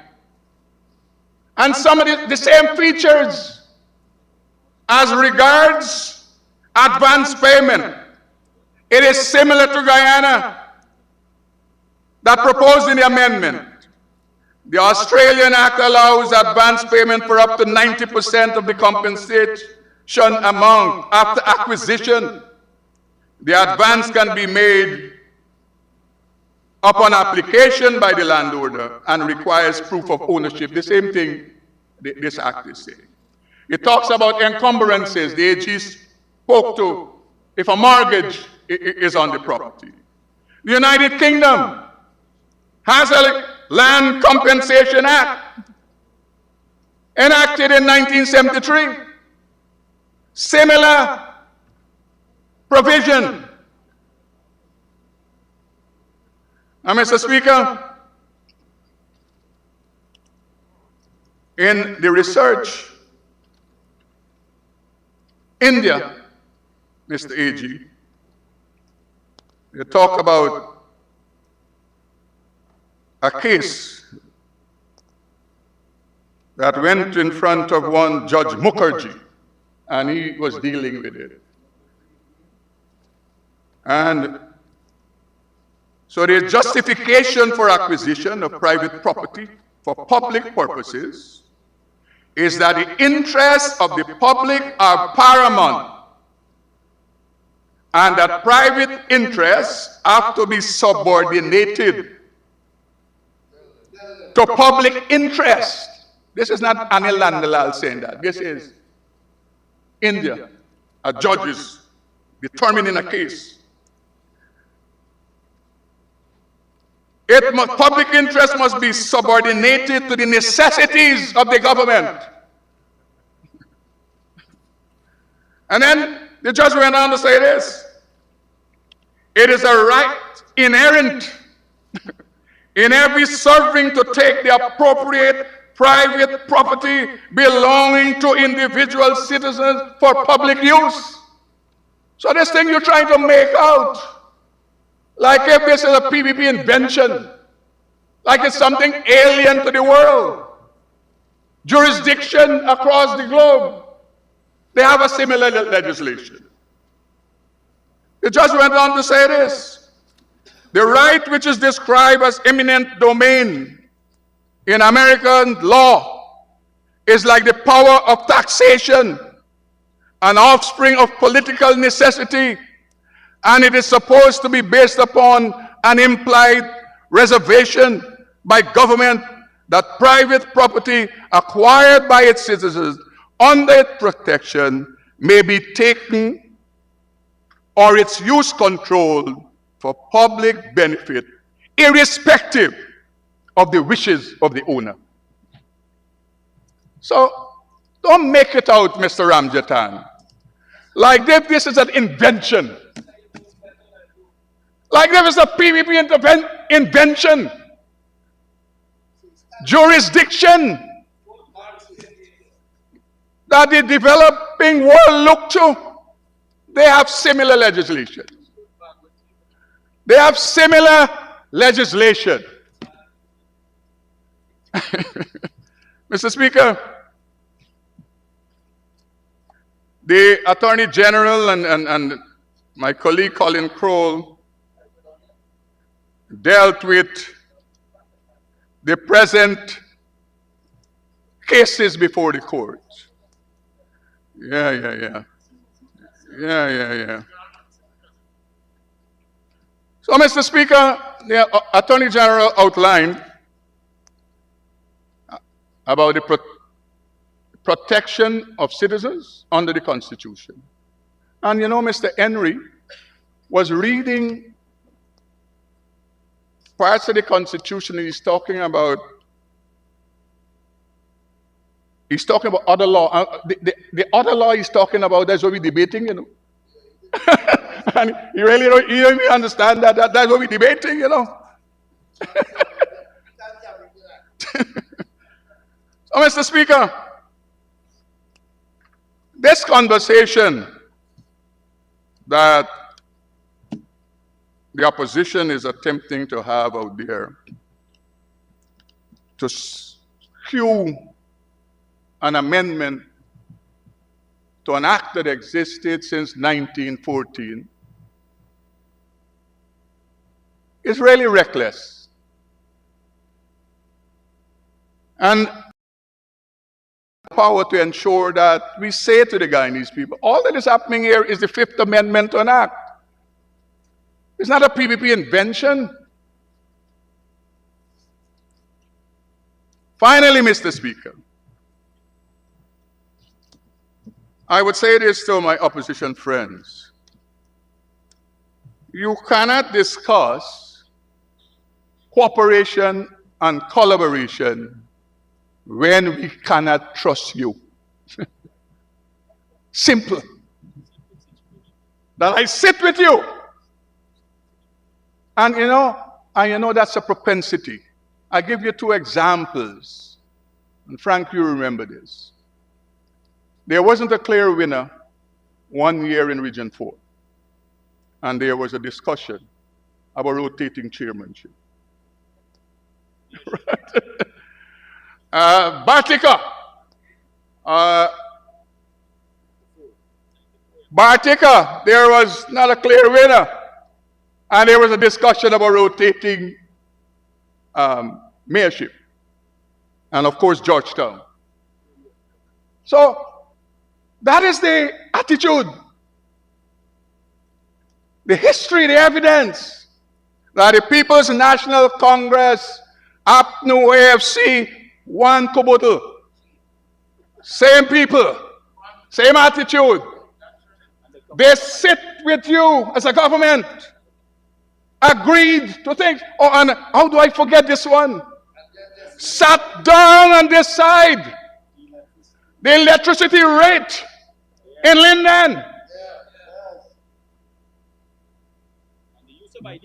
Days of meeting at the office of the president, shepherded by then Prime Minister Hines. They agreed.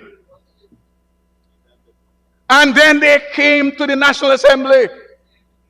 And whilst the debate is happening, they called They call to Linden. They call Linden and stirred up people, causing people to lose their life. And then they celebrate it every year. So, we on this side of the house, as Mr. a Speaker, government, I think what the Honorable member, Honorable Minister of Judicial. I didn't hear you. Mike. very serious Mike, in claiming that someone has blood on their hands and that they killed the people, and that's acceptable in this house? it's not, but I didn't hear it. Thank you, Minister. so, Mr. Speaker, let me say finally, the People's Progressive Party civic government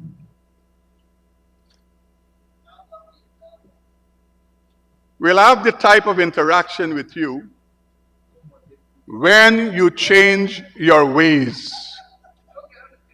You cannot sit with us, agree with us, and then you come to the National Assembly and you change your mind because of your own political raucous.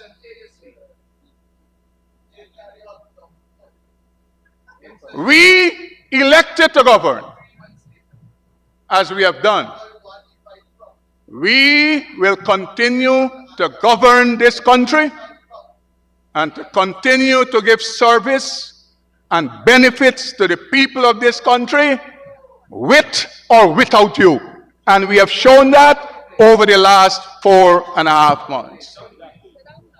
Mr. Speaker, so the amendment is not going to a select committee. The amendment will be passed here today on Charanda's birthday, 18th of December. Mr. Speaker, let me say I support fully the amendments that was brought to this. Mr. Duncan, we were talking about certain words, please.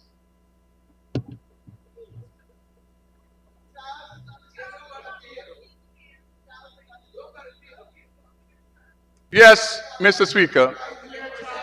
Let me say finally that I fully support the amendments brought to this National Assembly by the Honorable Attorney General. Thank you very much. Thank you very much, Honorable Minister.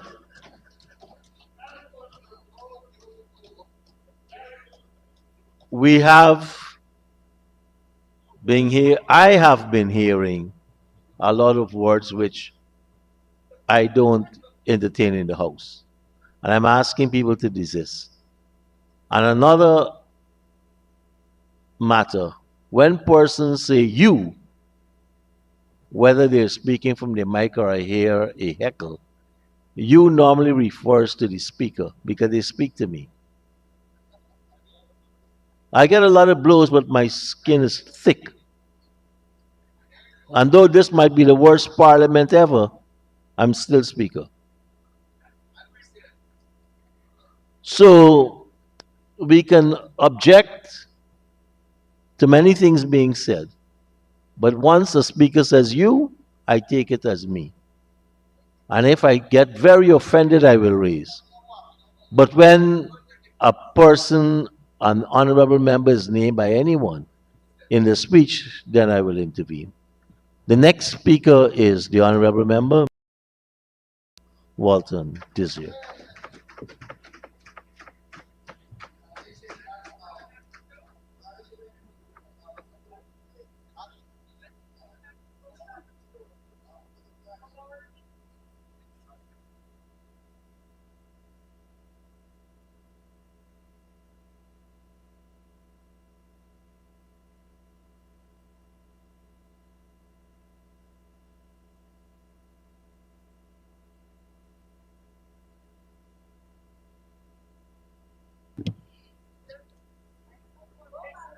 Thank you, Mr.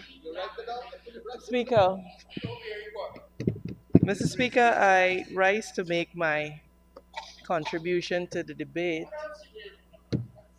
And I must say from the outset that I regret depriving the Honorable Attorney General of my presence. It appears as if he draws inspiration from my presence, and so I noticed that he's taking the time to lament my absence from the chamber this morning and from the meeting yesterday. And given his performance this morning, I can only conclude that my presence perhaps inspires him, because he didn't come across as cogent as he usually would in the circumstances. So, accept my regrets. I understand that you missed me. Deeply appreciated. But I heard the Attorney General, Mr. Speaker, I heard the entirety of his presentation. And in hearing his presentation, I realized that it is either the Attorney General does not get it or he cannot sell it. It's one of the two things. But I'll come to that in a moment. I have to refer to comments made by speakers before me, particularly Honorable Member Mr. Kroll.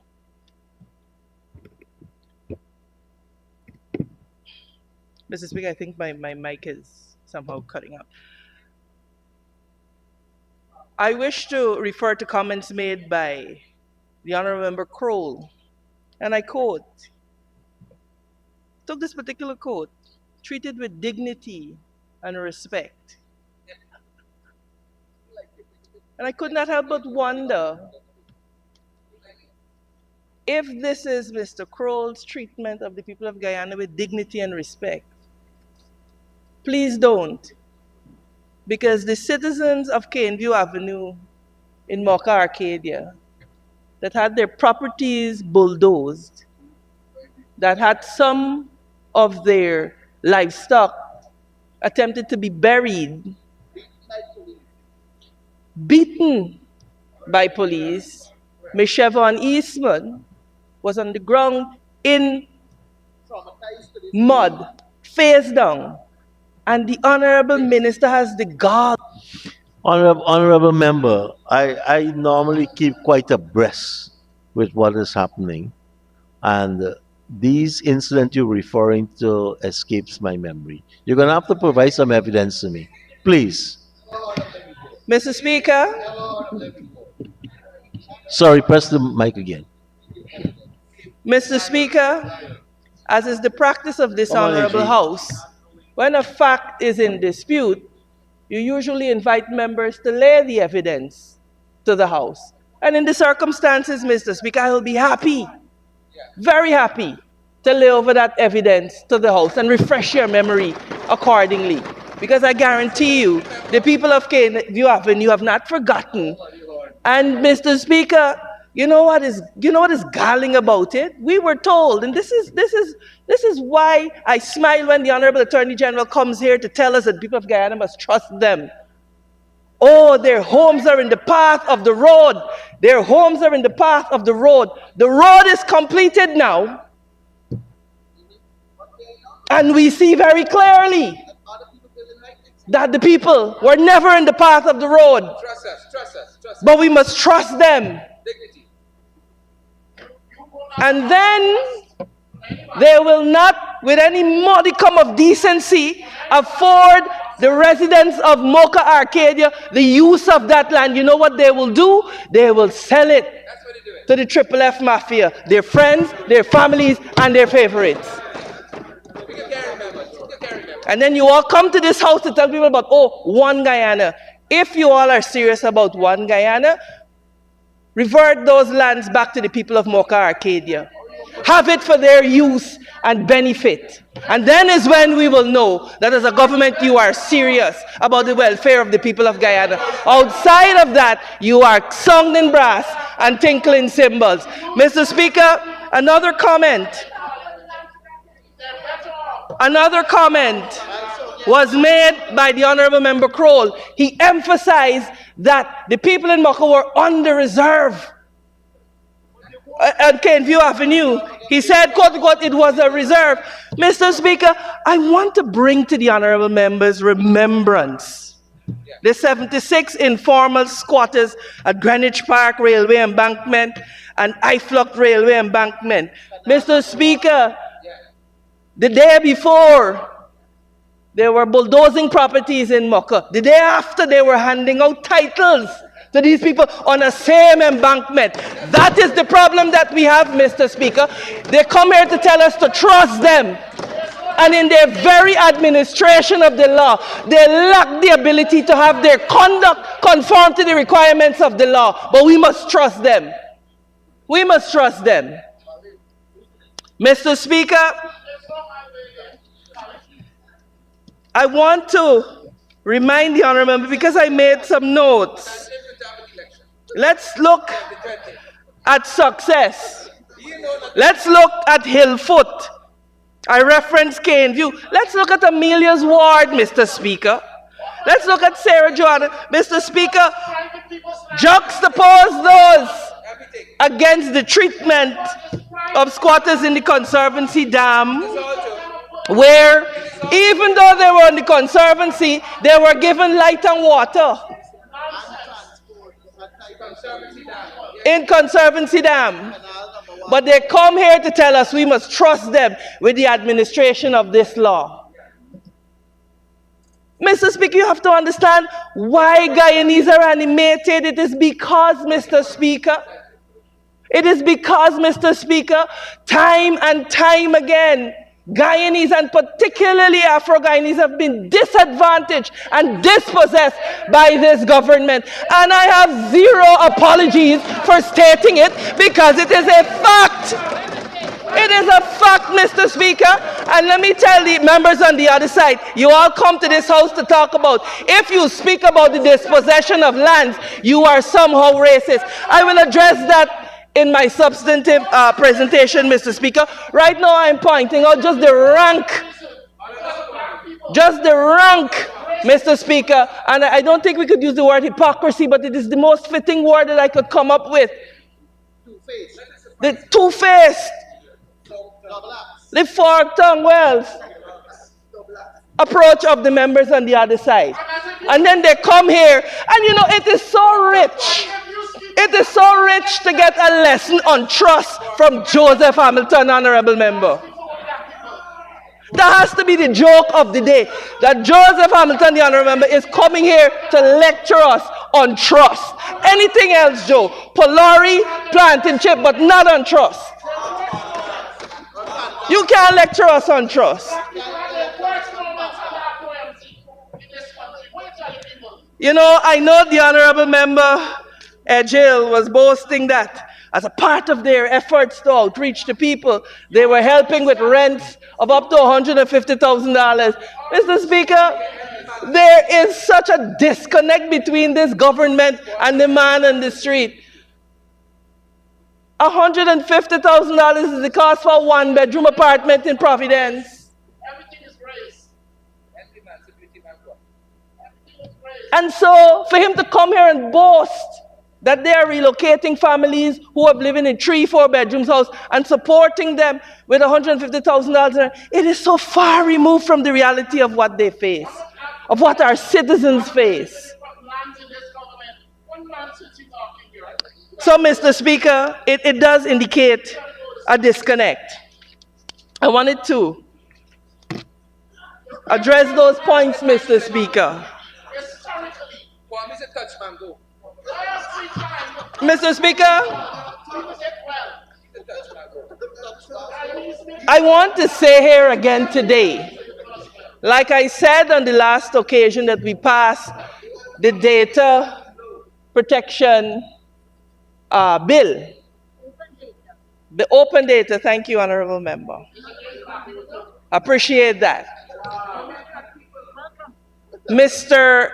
Speaker, on the last occasion, I bemoaned the fact that the Honorable Attorney General lost an opportunity. He lost an opportunity to implement a Order from the honorable member, Mr. Duncan.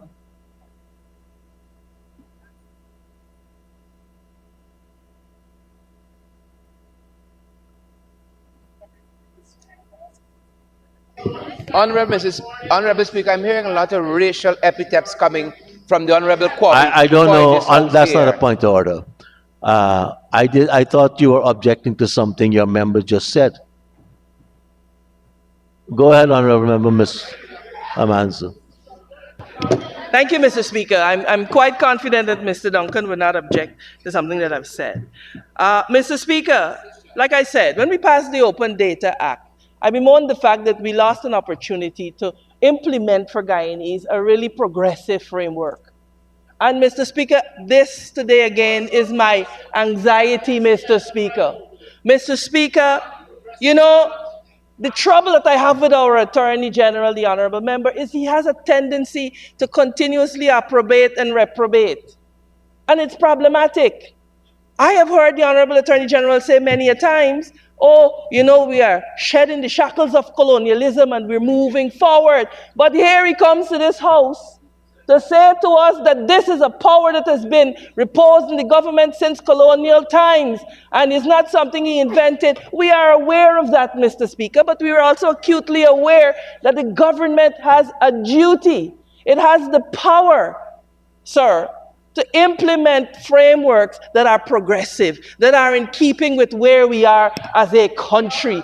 They like to tout that Guyana is rapidly developing, Mr. Speaker, but every opportunity that they get, sir, every opportunity that they get, you see them prioritizing state power over their people. And that is problematic. Mr. Speaker, I want to say to us today that this bill, this amendment, and of course it is an amendment, it is operating within a larger legal framework. There is a substantive bill that is decades old. And so, Mr. Speaker, this, excuse me, Mr. Speaker, this opportunity. I have to again caution Mr. Duncan with respect to the words he's using. Right? If you need an early exit, Honorable Member Duncan, you know, you don't have to get my permission. Mr. Speaker, will I get back my time? Mr. Speaker?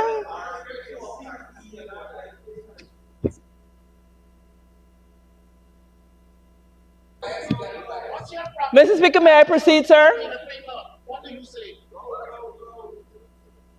Mr. Speaker? Thank you, sir. Mr. Speaker, look, the reality is that progressive legal frameworks are not luxuries. They're the cornerstones of a fair and just society. They ensure that development does not come at the expense of people's rights, of their dignity, and their livelihoods. And I repeat that. Progressive legal frameworks are not luxuries.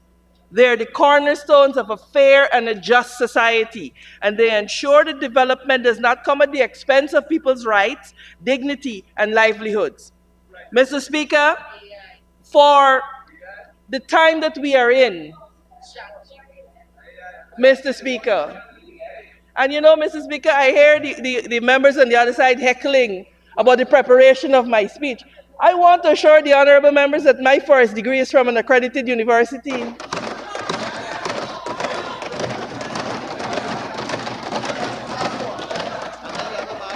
And the master's degrees, sir. All accredited universities. So let there be no doubt as to my ability to prepare my speech myself. Mr. Speaker, I will continue by saying this. Mr. Speaker, look, we have to understand the gravity of what we do in this House, sir. And in this time, sir, where we are facing the unprecedented growth, these progressive frameworks, and I will continue to harp on it for as long as I am a member of this House, Mr. Speaker, because the people of Guyana deserve this. They deserve laws that are progressive, that will take our people into the future. That is what they deserve. We're not coming here for cheap talk and theatrics and who will stay on that side and who will stay on the other side. The people of Guyana are tired. They need us to work to put together a proper legal framework that will safeguard their rights and dignity. And so, Mr. Speaker, I want to say this.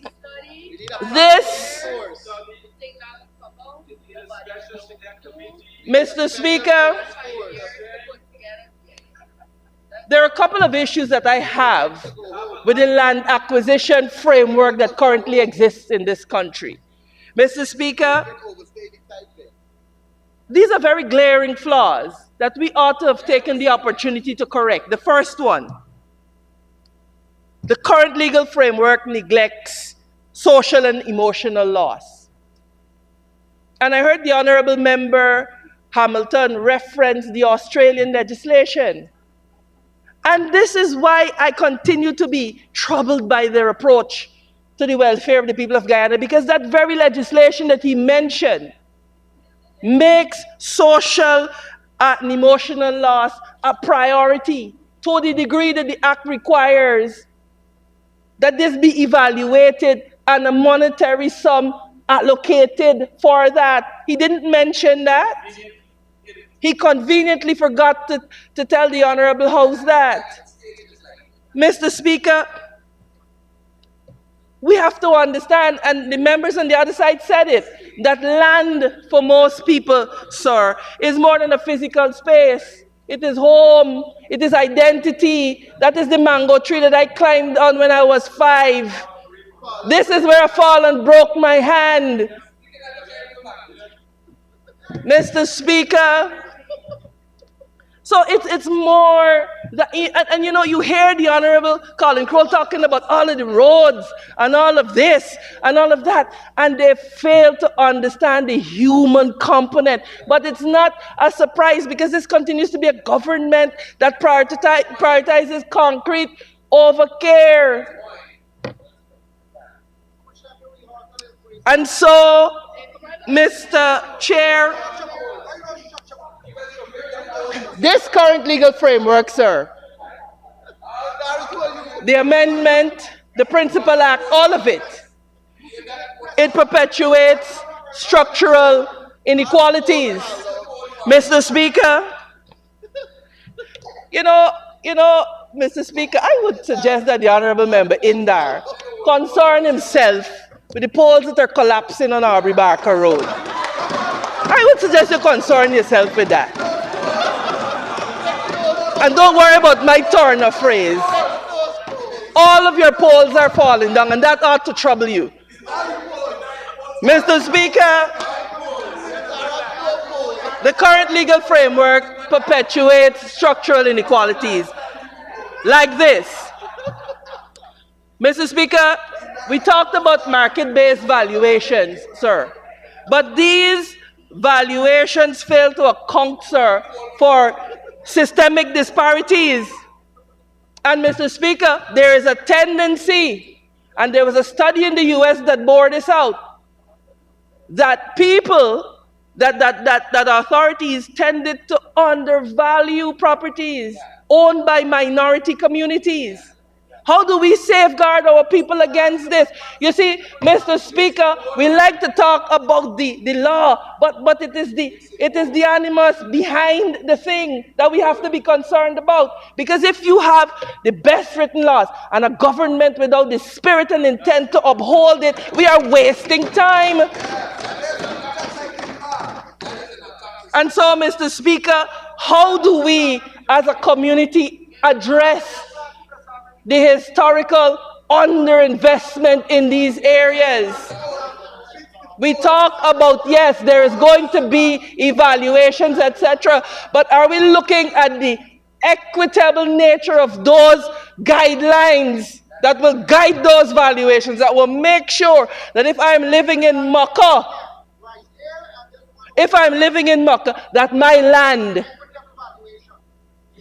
is historically, that does not continue to be undervalued because of its location. Mr. Speaker, this is the type of debate that we ought to be having in this House. You got Minister, what's his name? So forgettable, Hamilton, talking about trust and all kinds of why you will be here and why you will be there. This is serious business. People are understandably anxious, Mr. Speaker. Mr. Speaker, look, we have to put in place mechanisms that will address the opacity of the valuation process. And so, Mr. Speaker, to the degree that the government is content to ignore all of these implications is the degree to which they are not serious about this. And it's the degree to which they're saying to us that they prefer to be concerned about power over the welfare of their citizens. This is why Mr. Hamilton could come and say, oh, it will be passed. As if that is some sign of, I looked at him and I thought the scripture came to mind, why do the heathens rage? And the wicked imagine vain things. Because if there's no lesson to be learned from Syria, isn't it that you can't just do what you like for as long as you like? Do we not get it?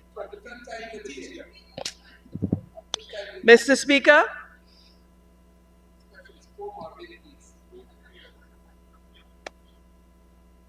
there are other nations that have shown us how to achieve this progressive bent. Mr. Speaker, let's consider some examples. Let's look at New Zealand. Under the Public Works Act, extensive public consultations and environmental impact assessments are mandatory. We on this side are often accused of liking studies. Can you imagine you are being castigated for wanting to study and to do social impact assessments and environmental impact assessment? Can you imagine where we are as a house,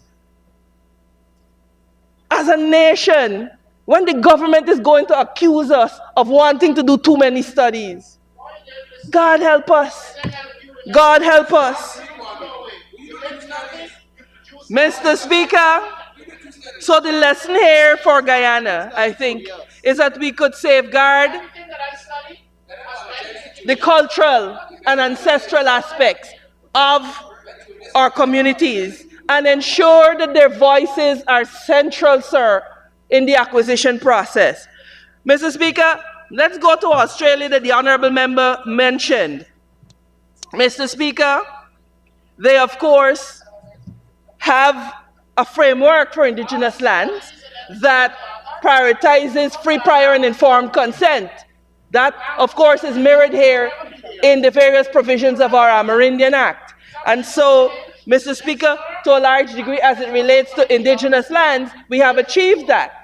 But, Mr. Speaker, the question arises whether we need to take that further to look at ancestral lands, particularly, Mr. Speaker, in the context of the lands purchased by freed slaves. Mr. Speaker, we have to have compensation frameworks that go beyond monetary value. Everybody's saying, yes, fair market value, absolutely. But we want to drive the point home that this goes beyond the price of your house. Yes. It is about your home. It is about your ties to the land, to the community, Mr. Speaker. And that has to be contemplated. Mr. Speaker, we have to, for example, consider the example of Germany.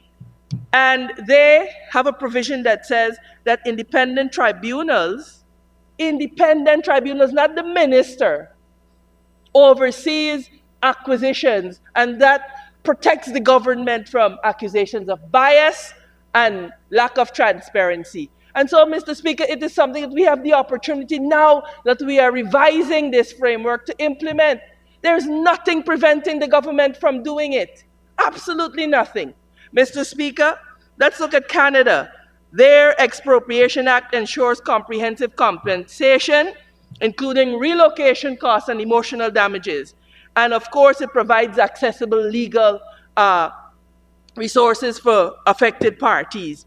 So, Mr. Speaker, these frameworks are there for us to draw from. It does not require reinventing the wheel. What it requires is the political will from a government that must understand that the welfare of its people must be paramount, Mr. Speaker. Mr. Speaker, behind every piece of land that the government will seek to acquire there, like they're real people, Mr. Speaker. There's the farmer that loses his soil. There's the small business owner who's forced to relocate after having built up a clientele for many, many years in this area. Mr. Speaker, there is the village elder who sees ancestral lands taken and centuries of culture being erased. And it is in that context, Mr. Speaker, I want to talk to us about African ancestral lands in our country. Mr. Speaker, the purchase of villages by freed slaves in Guyana is a significant chapter in the country's history and a testament really to the determination and resilience of formerly enslaved Africans. After emancipation, sir, in 1838, freed slaves released from that brutal plantation system pooled their resources to purchase land and establish their own communities. Mr. Speaker, this movement marked the beginning of the village movement, and it is a critical step. It was, sir, a critical step to the economic and social independence, not only for the Afro-Guyanese people, sir, but for the country of Guyana. Mr. Speaker, the purchase of villages by freed slaves is a cornerstone of our history.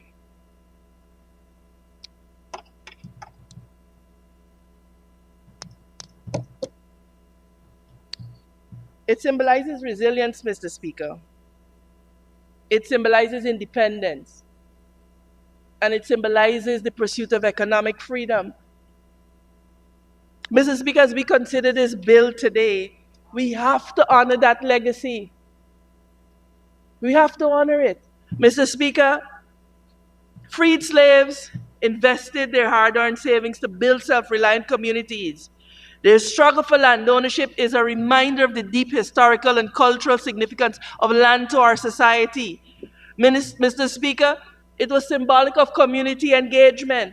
Just as those villages were built through collective effort, Mr. Speaker, any acquisition of lands must involve meaningful consultation with affected communities, ensuring that their voices are heard and respected. And you know, I heard the Honorable Member Nandlal talk about, oh, one member should not hamper development, but is not that the essence of equity, that you meet me where I am and you meet my needs as you find me?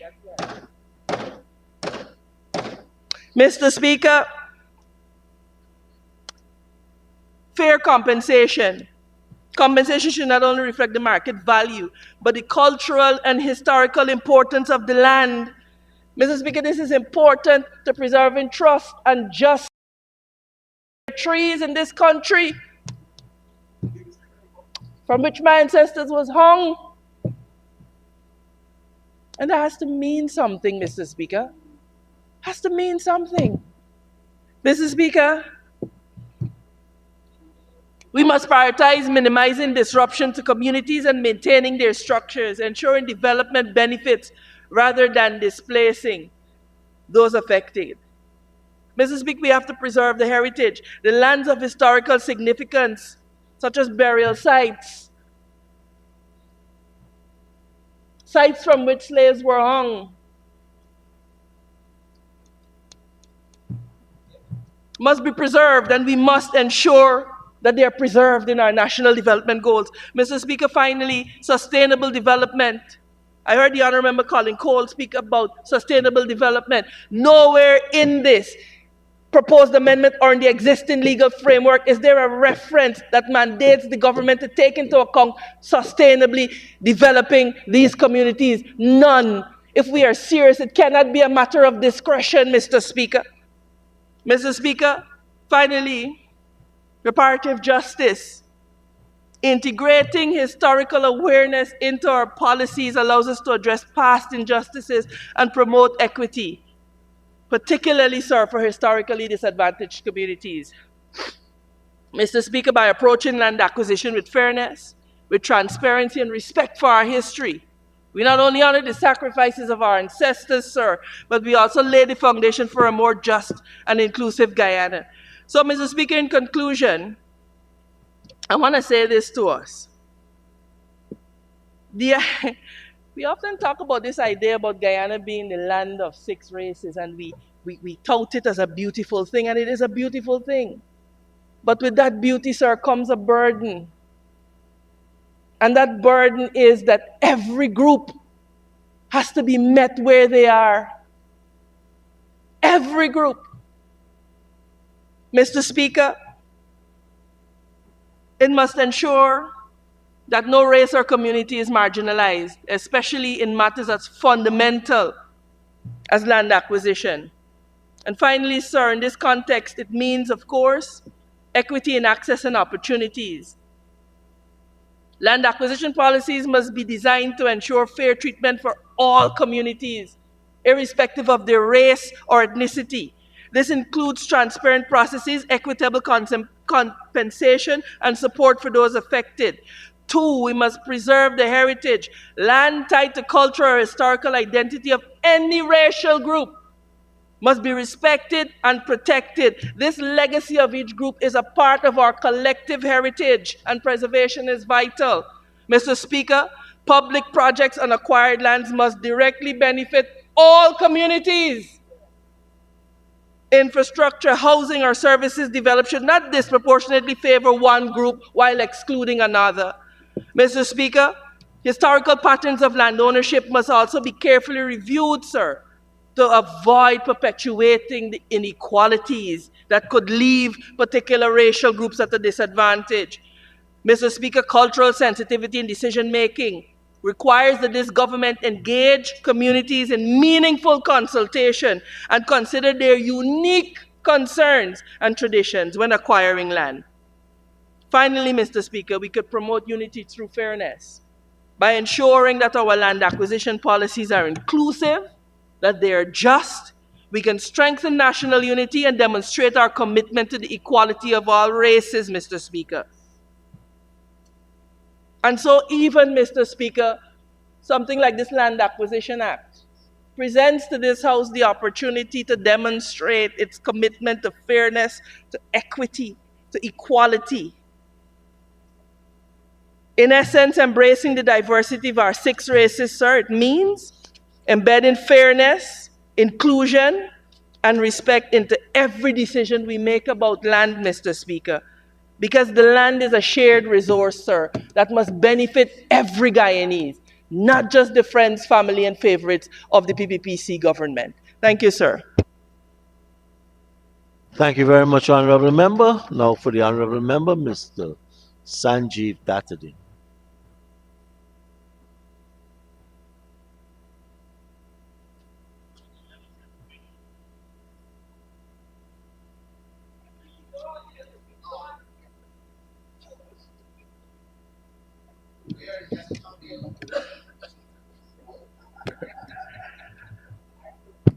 Good afternoon, Mr. Speaker. Mr. Speaker, at the beginning, let me say very clearly that I support the Acquisition of Land for Public Purposes Amendment Bill 2024. Now, Mr. Speaker, we sat and we listened about what must be taken into consideration. And the previous speaker, the Honorable Ms. Amanza, said that these things are not presently in our law. She also said that there is no mechanism for evaluation to be done. Mr. Speaker, we can't only read the amendment without reading the Principal Act. And if we didn't read it, we shouldn't speak on it. For example, in the Principal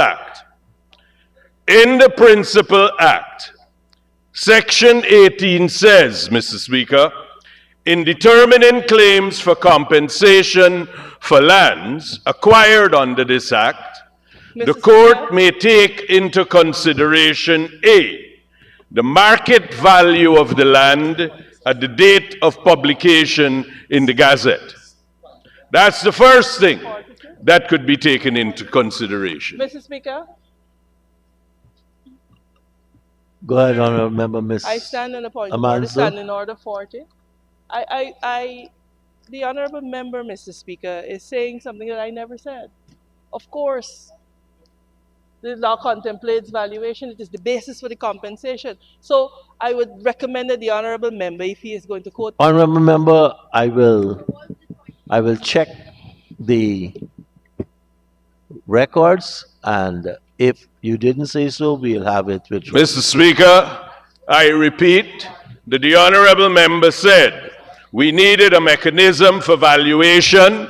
We need to take into consideration historical perspectives, ancestral perspectives, all of that was not being done.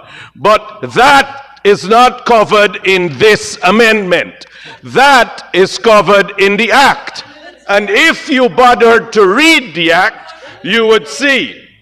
The second thing that could be taken into consideration, Mr. Speaker, Section 18B. You could follow, if you find it, any damage sustained by the person interested at the time of awarding compensation by reason of severance. So let me assist you with what severance means. Severance means what the land was being used for, what the person is losing, whether there was historical significance. Read a book for once and you might discover this. Now, the damage that is sustained is the third factor to be taken into account. The damage sustained by the person interested at the time of awarding compensation, whether the acquisition injuriously affecting his other property and his earnings, which means whether he conducts business there, whether whatever he's doing on that property is taken into consideration. You want a mechanism, you have a mechanism. Just go and look for it. Additionally, in consequence of the acquisition, this is D, if you're bothering to follow. In consequence of the acquisition, that he is compelled to change his residence, the place he lived, that is also to be taken into consideration. The place of business, if that's what's to be taken into consideration. Reasonable expenses he incurs for the change. Mr. Speaker, the legislative framework that has existed in this country for decades provides very clearly all of the factors that the honorable member somehow says does not exist. Well, it doesn't exist in the amendment because it doesn't need to be in the amendment. It's in the main act. Now, if you're only going to read the amendment and then come here to pontificate about what should and should not be included in the legislation, then please, please, please go and read the main act. Now, Mr. Speaker, the acquisition of land could be and is universally recognized to be under two regimes. Some regimes, there is an acquisition board. Other regimes trust the court. The Honorable Attorney General, I think, quite eloquently explained this morning that for us to put in, as suggested by the Honorable Member Mahipal, an acquisition board, it requires a lot more than simply saying this is a board. What you have to do is you have to appoint the members, you have to give them immunity, you have to have a process by which they can hear, take evidence, account for things. It is a much more involved process. However, as has been the case in Guyana, what happens is this: the variations that go on, or the valuations that go on, are considered, if the two sides do not agree, by a court. And how that valuation is treated, again, Section 18 of the main act will provide what can be considered in those valuations. Mr. Speaker, the mechanism of our legislation, which has existed for decades since independence, provides for a mechanism whereby valuations that are being done are to be, if not agreed, then there is a provision for arbitration now, as one of the amendments move. And if there is no agreement on that, then you can, of course, go to the courts. The law prescribes very clearly, it is literally written in the law, all of the factors to be considered. It is a very detailed provision. It allows for all of the matters that the honorable member came here to say did not exist, and we must have forward-thinking laws, and we must have things that cover all of it, and we keep coming with only pieces. Well, the piece that you didn't read covers all that you spent half an hour speaking about. Now, Mr. Speaker, we heard the honorable member before me speak about state power, and that it is a use of state power. Mr. Speaker, it is worthwhile that we look at what state power has been. It is state power, but let me tell you a little bit about how state power has been exercised under the Burnham regime, Mr. Speaker. Mr. Speaker, right near to here, the Turkine lands, I hope I have my directions correct, they were taken compulsory acquisition of lands so that grass could be planted to feed sheep. It went to Lidco, and there was grass. That was the reason given for the compulsory acquisition. I think it was black belly sheep, sure. So that was taken from Jainarain Singh. Land here was taken to plant grass. Also, the Kissoon family in Beehive, all the land was taken. Nothing was done until after 1992, when the PPP came into office and started to use those lands for house lots. We heard, and we all know of Saigon Plaza, where I believe Citizens Bank is now, or the building next to it, where, again, land property that is compulsory acquired. Now, Mr. Speaker, it is useful that we recognize in the amendment certain things that have been said. Prompt payment, for example, has always been an issue with persons whose property is taken. Interestingly enough, Mr. Speaker, if I read to you some of the pleadings of Dr. Fenton Ramsahoy in the case of Olive Casey John Doe and the Attorney General, we should know that that Linden Highway, for those that don't know, that Linden Highway was built on land that was compulsorily acquired. The land belonged to a Mr. John Doe. The case was Olive Casey John Doe and the Attorney General. That land was taken under the Roads Ordinance, for which there is legislation still in existence, but not the compulsory acquisition, and it didn't provide for compensation. The arguments that went to the court, except for there were procedural arguments as well, but the substantive argument to the court was, very simply, could you take the land without compensation being given or agreed? And what was the consequence of doing that? Now, we all know it has been decided that you can't take the land without compensation, and what compensation should be done.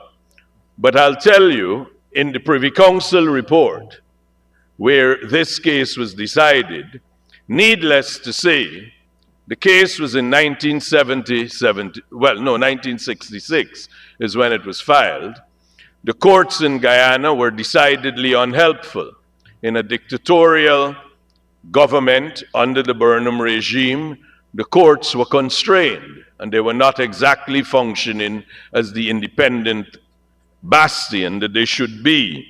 Mr. Speaker, that case in the first two courts, of course, Mr. John Doe, Olive Casey John Doe didn't succeed. But interestingly enough, in the relief that was claimed in that court was an order that a survey be undertaken on behalf of the applicant and the government of Guyana jointly, so all the crops that exist on the property on the estate of William Arnold John Doe deceased, with the right of the representatives and the applicant and the government of Guyana to submit reports to the court on value. Also sought was that the government of Guyana be restrained from commencing or continuing to build a road and road operations, either by themselves or by persons employed by them for that purpose on the following property until adequate compensation, the word adequate is what was being sought in the court, compensation in the sum of $250,000 or such other sum as the court saw fit. The third one was, Mr. Speaker, payment be made by the government of Guyana to the applicant promptly for such compensation as may be assessed by the court in respect of the compulsory acquisition of the land. Mr. Speaker, as far back as 1971, in this country, litigants have been fighting for prompt payment and adequate compensation. These words have meanings. And, Mr. Speaker, as we all know, in the Olive Casey John Doe case that went to the Privy Council, the courts made rulings effectively that compensation should be made. It is interesting to note that the law lords in the Privy Council were astonished that no compensation whatsoever had been paid by the Burnham administration to the John Doe estate, and the road had been completed by the time that the law lords got it before them.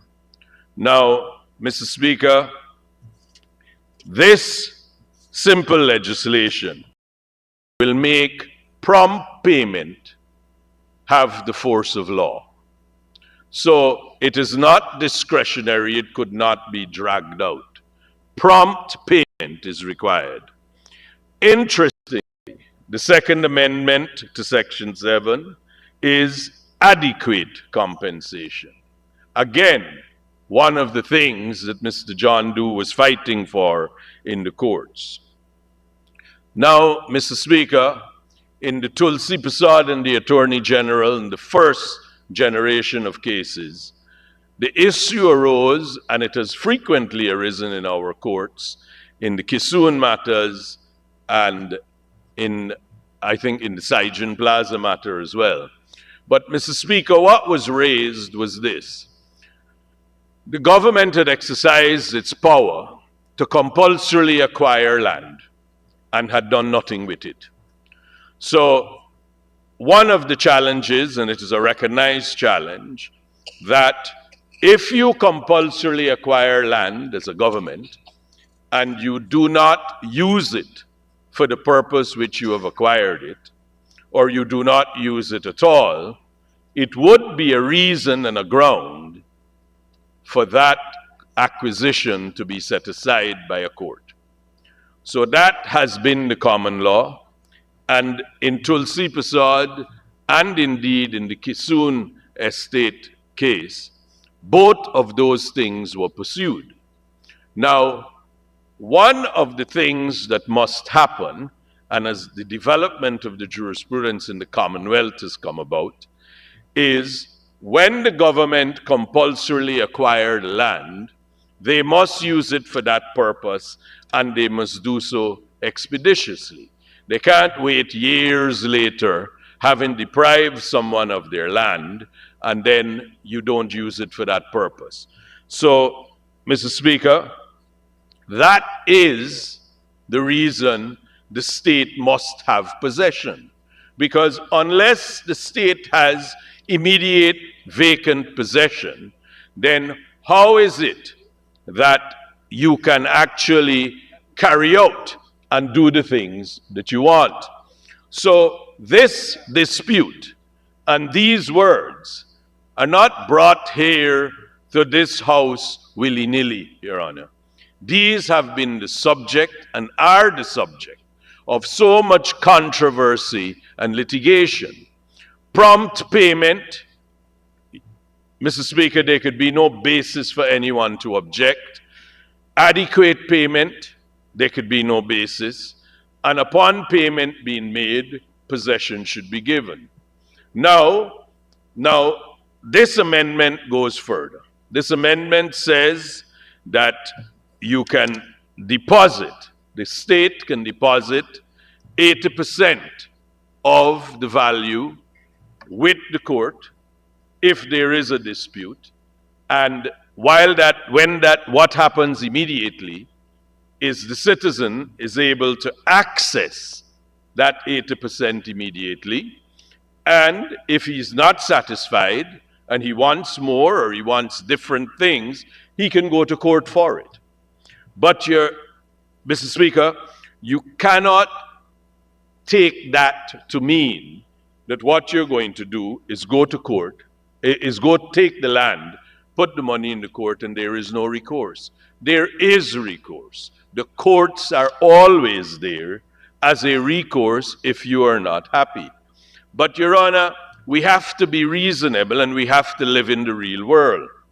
Outlandish valuations that are produced by professionals for reasons that could only be mischief ought not to be tolerated. If all of the valuators are to produce a value that is identical, and the honorable member of this House, who in his capacity as a valuator produces a value 3 times the value, Mr. Speaker, it's not rocket science. It doesn't take great logic for you to get to the position of why that is. Now, Mr. Speaker, we heard that in the Mocha area, land was taken, and land that was compulsorily acquired from persons for the highway has not been used, and it's given to other persons. We have heard that repeated about the place by various persons.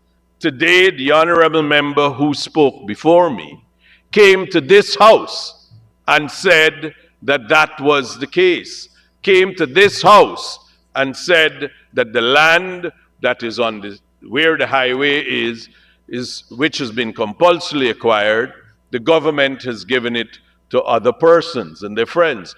Mr. Speaker, that is simply not true.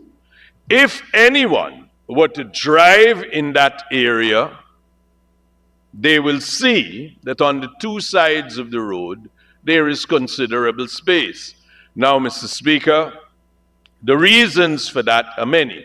But the simple reason, if I may convey it as I understand it, is to do with the alignment of that curve on the road.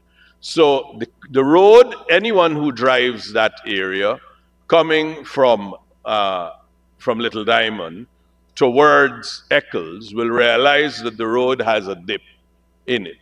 And it's not straight. It appears a little bit to be, but it's not. So the alignment of the road at the ends, how much space exists on the sides, that road is not straight through the middle. That road is cutting across and going through it. As a result of that alignment, Your Honor, on the 2 sides of the road, there is considerable space. But that's what the engineers said was required for the highway to be built. And that's what was taken. Now, Mr. Speaker, also, we have to take into consideration that what has been raised and what has been repeated by the Honorable Speaker before me is about areas that are being regularized. The insinuation is clear. Regularization and titles are only being issued to Indo-Guyanese, or apparently everyone except Afro-Guyanese, which is simply not true, Mr. Speaker.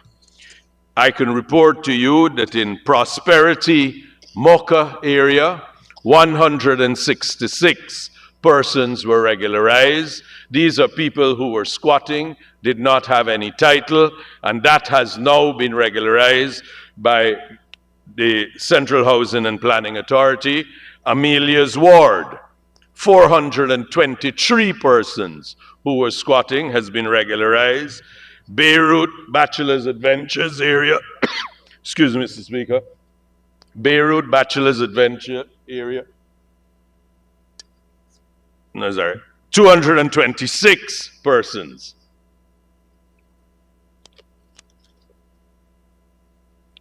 Mr. Speaker, those areas are not predominantly Indo-Guyanese, they're predominantly Afro-Guyanese.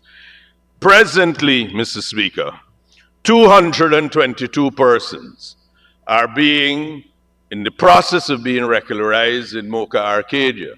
And the honorable members in the opposition is making much ado about that, encouraging persons not to be regularized and to keep fighting. Why is that so, Mr. Speaker? It could only be so that the narrative, the false narrative about racism and favoritism and whatever ism they would like to attach to it, so they could keep that going. There is, Mr. Speaker, no such real dispute. These disputes and complaints are really conjured for a purpose. Now, Mr. Speaker, we can't continue to say these things that are not true. We can't continue to say these things and spread it into the public domain and then have it repeated by persons as if it were a God-given fact. It is simply not true. Mr. Speaker, in terms of some legislation and in terms of advancement, the speaker before me kept saying about progression and advancement and legislation that should be able to meet the needs of a developing country. Mr. Speaker, the Honorable Attorney General has brought to the House an amendment to an existing law in a very complicated area of law, as all land law is, and has tried, and if I dare say, Your Honor, has succeeded in making all of the peeves, not only the pet peeves, all of the complaints that people have whenever faced with compulsory acquisition, and have addressed them frontally. Prompt payment, adequate payment, possession to be given upon payment, advance payment of 80% that could be deposited with the court, that as long as the title holder went to the court and say, I am the title holder, they can uplift that money. Mr. Speaker, what else is that other than a progressive infrastructure? Speed and efficiency is what is required. But fairness is guaranteed if both sides, the side that has to pay, that is the government, and the man that is losing his land, if both sides happen in the shortest possible time. Mr. Speaker, we are not in the days where compulsory acquisition went on so that you get a space to plant grass to feed sheep. We're not in those days. This is real development. Mr. Speaker, never before have such few words advanced and guaranteed the property rights of citizens in this country, and ensure that the constitutional guarantees are buttressed so that property rights in Guyana, vis-a-vis the state and its ability to acquire, are protected in a fair and reasonable manner. But also, Mr. Speaker, never before have such few and simple words in an amendment caused such disquiet amongst the opposition. Mr. Speaker, again, we're faced with a situation in the opposition where their speakers advance a proposition that is false and then spend 20 minutes criticizing the government on the false premise. We say that legislation that exists don't exist, and then we spend 20 minutes criticizing the Attorney General for not bringing the legislation, when the legislation has been here since 1966. And then, as usual, not willing to listen to any of the responses. Mr. Speaker, that, if anything, is the greatest waste of So, Mr. Speaker, admittedly, Guyana's experience as it relates to compulsory acquisition was tainted. It was tainted because of the way it was used by the Burnham administration. But, Mr. Speaker, President Ali and his administration is no Burnham administration. The laws of this country will be obeyed. The laws implemented by this parliament will be followed. And, Mr. Speaker, this amendment goes a long way to make the process of compulsory acquisition not only quicker, but more fair. Thank you very much, Mr. Speaker. Thank you very, very much, Honorable Member. Mr. Datadin, enjoyed listening to your presentation today. Honorable members, it's a good time to take a 1-hour suspension. We come back for 5:30, and we still have 5 speakers to conclude this bill.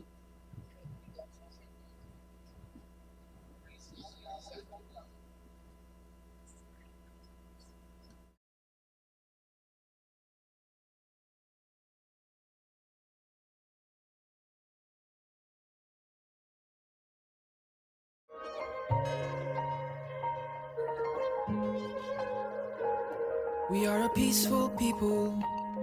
Struggle is with struggle, and we don't look for trouble. Just ask around. But when outside faces from foreign places talk about taking over, we ain't backing down. We ain't giving up no mountains. We ain't giving up no tree. We ain't giving up no river that belongs to we. Not one blue sake.